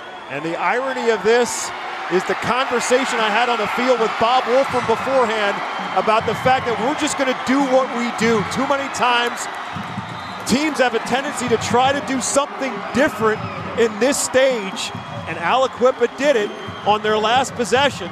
and they brought in a quarterback who had not played all game long to try to take over and maybe catch the Spartans off guard. Wyomissing was not fooled. Well, it was Jericho Reyes, another senior who made a big play unheralded. He hit Darren Fields, and Kropp, another unheralded senior, was able to get the interception.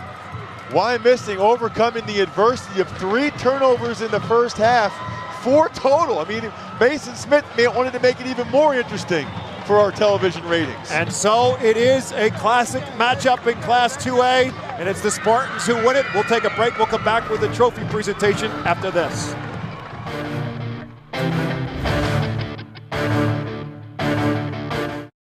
It doesn't matter what part of the state you're from. One thing is certain. Pennsylvania loves sports. On the first Friday of the month, PCN takes you inside the lines at 6:30 p.m. PCN delivers insight from the people who cover sports from every corner of the Commonwealth. From high school to college to professional sports, PCN takes you inside the lines. Learn more at PCNTV.com. For over 25 years, PCN is proud to bring you exciting moments of Pennsylvania sports. From touchdowns to double plays to the butterfly stroke, PCN brings all the action right to you. PCN is a 501c3 nonprofit television network that receives no state or federal funding. Please consider a tax-deductible donation today. PCN is Pennsylvania Sports.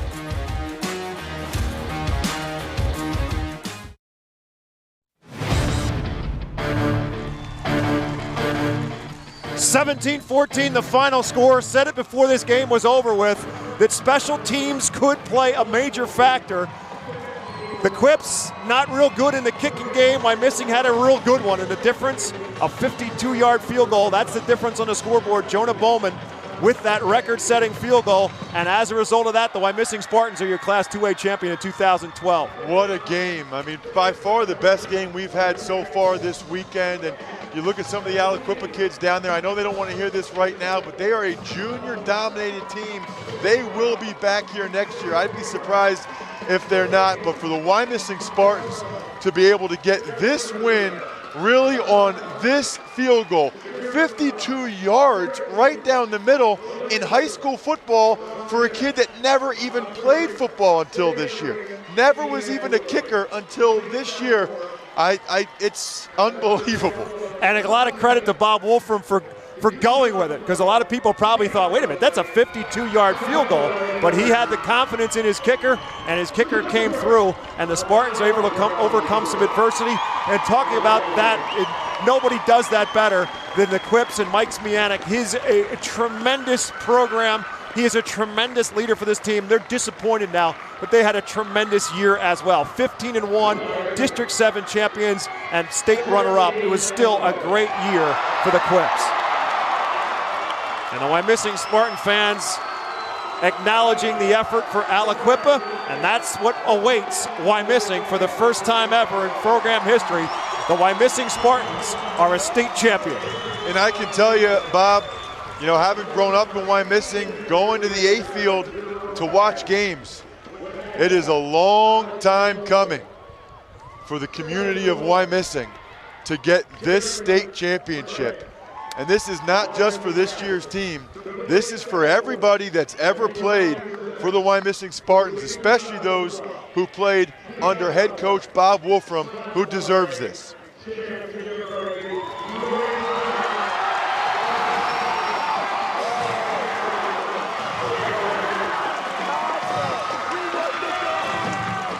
So congratulations to the Spartans, and again, congratulations to the Quips. And just being down in the field, there was a tremendous amount of respect between these two coaches. They had never met before, but they certainly are very, very well aware of what each has done in their storied programs and their storied careers as well.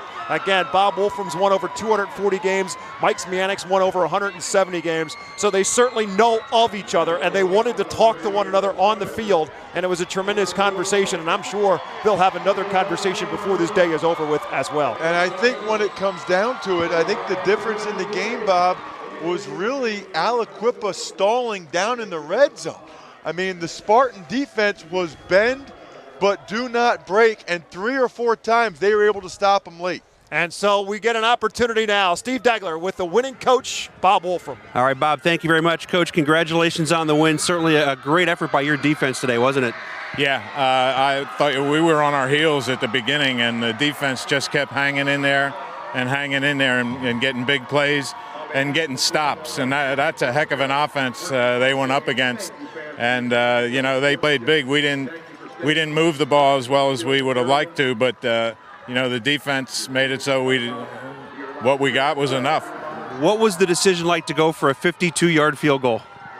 Well, in high school it's not too bad because if you miss it, it comes out to the 20 just like a punt. So, it wasn't we know he's got the distance to do that. So if he misses, it's a punt into the end zone. We talked before the game. This has been a long time for you, 26 years, most wins in Berks County history. It's a great support from the community. What does this mean for Wyomissing football to finally get a state title? Well, I mean, you can just look up into the crowd and then tell that yesterday at practice we had 3 former players show up. One was from Annapolis, one from Utah, and one from Alaska. So, I mean, and there's a heck of a lot more of them up there today. But, we have a lot of tradition here now, and the new guys buy into, what the old guys built for them, and the old guys keep hanging around. And, it was just nice to get it for everybody who's been a part of the program. Coach, congratulations. Go enjoy the win. Thank you very much. All right, Bob Wolfram joining us, and we also have Mason Smith here and Jonah Bowman. Well, Jonah, you're here closer, so we'll come in first. 52-yard field goal, a state record in a championship game. What was going through your mind as that ball was being snapped? I don't know. Words can't even describe it. I guess just put it through the uprights. Do whatever it takes to, get through the uprights. I practice all season long, especially those long ones, hoping that opportunity would come. And, I came to the state championship, and I made it when it counts. Are you glad you're a football player right now? I'm so happy. If you would have asked me 5 years ago if I ever thought I'd be playing football, I'd say no way. But, some of my teammates inspired me to come out, try it, and best decision of my life. Did you get a feeling after the kickoff when you got back to the sideline that you helped turn the tide of the game with that kick? Yeah, I think it made an impact on the game, but, I think it was ultimately the defense that went out there and, got that 3 and out. That really changed the tempo of the game and got things moving our way. Congratulations on the record and the win. All right, thank you. All right, Mason, come on in here because you had 2 of the touchdowns. You ran that sweep play to the right all day long. What was the key for you guys to make that successful? Just hook the ends and make sure we get the blocks and make sure, obviously, I run hard. So. Was there ever any doubt for you guys? I mean, early on, it was a lot of struggles. You had some turnovers, and as Coach said, you were on your heels. When did it finally start clicking for you guys? I think when I first scored that touchdown, we got a little bit of hope back. And once we got in the locker room, our coaches gave us a good speech, and we just came out and played hard with all our heart. As Ross mentioned in the booth a couple of times, you didn't see the field a whole lot last year. You become a key part of this offense. What was this season like for you personally?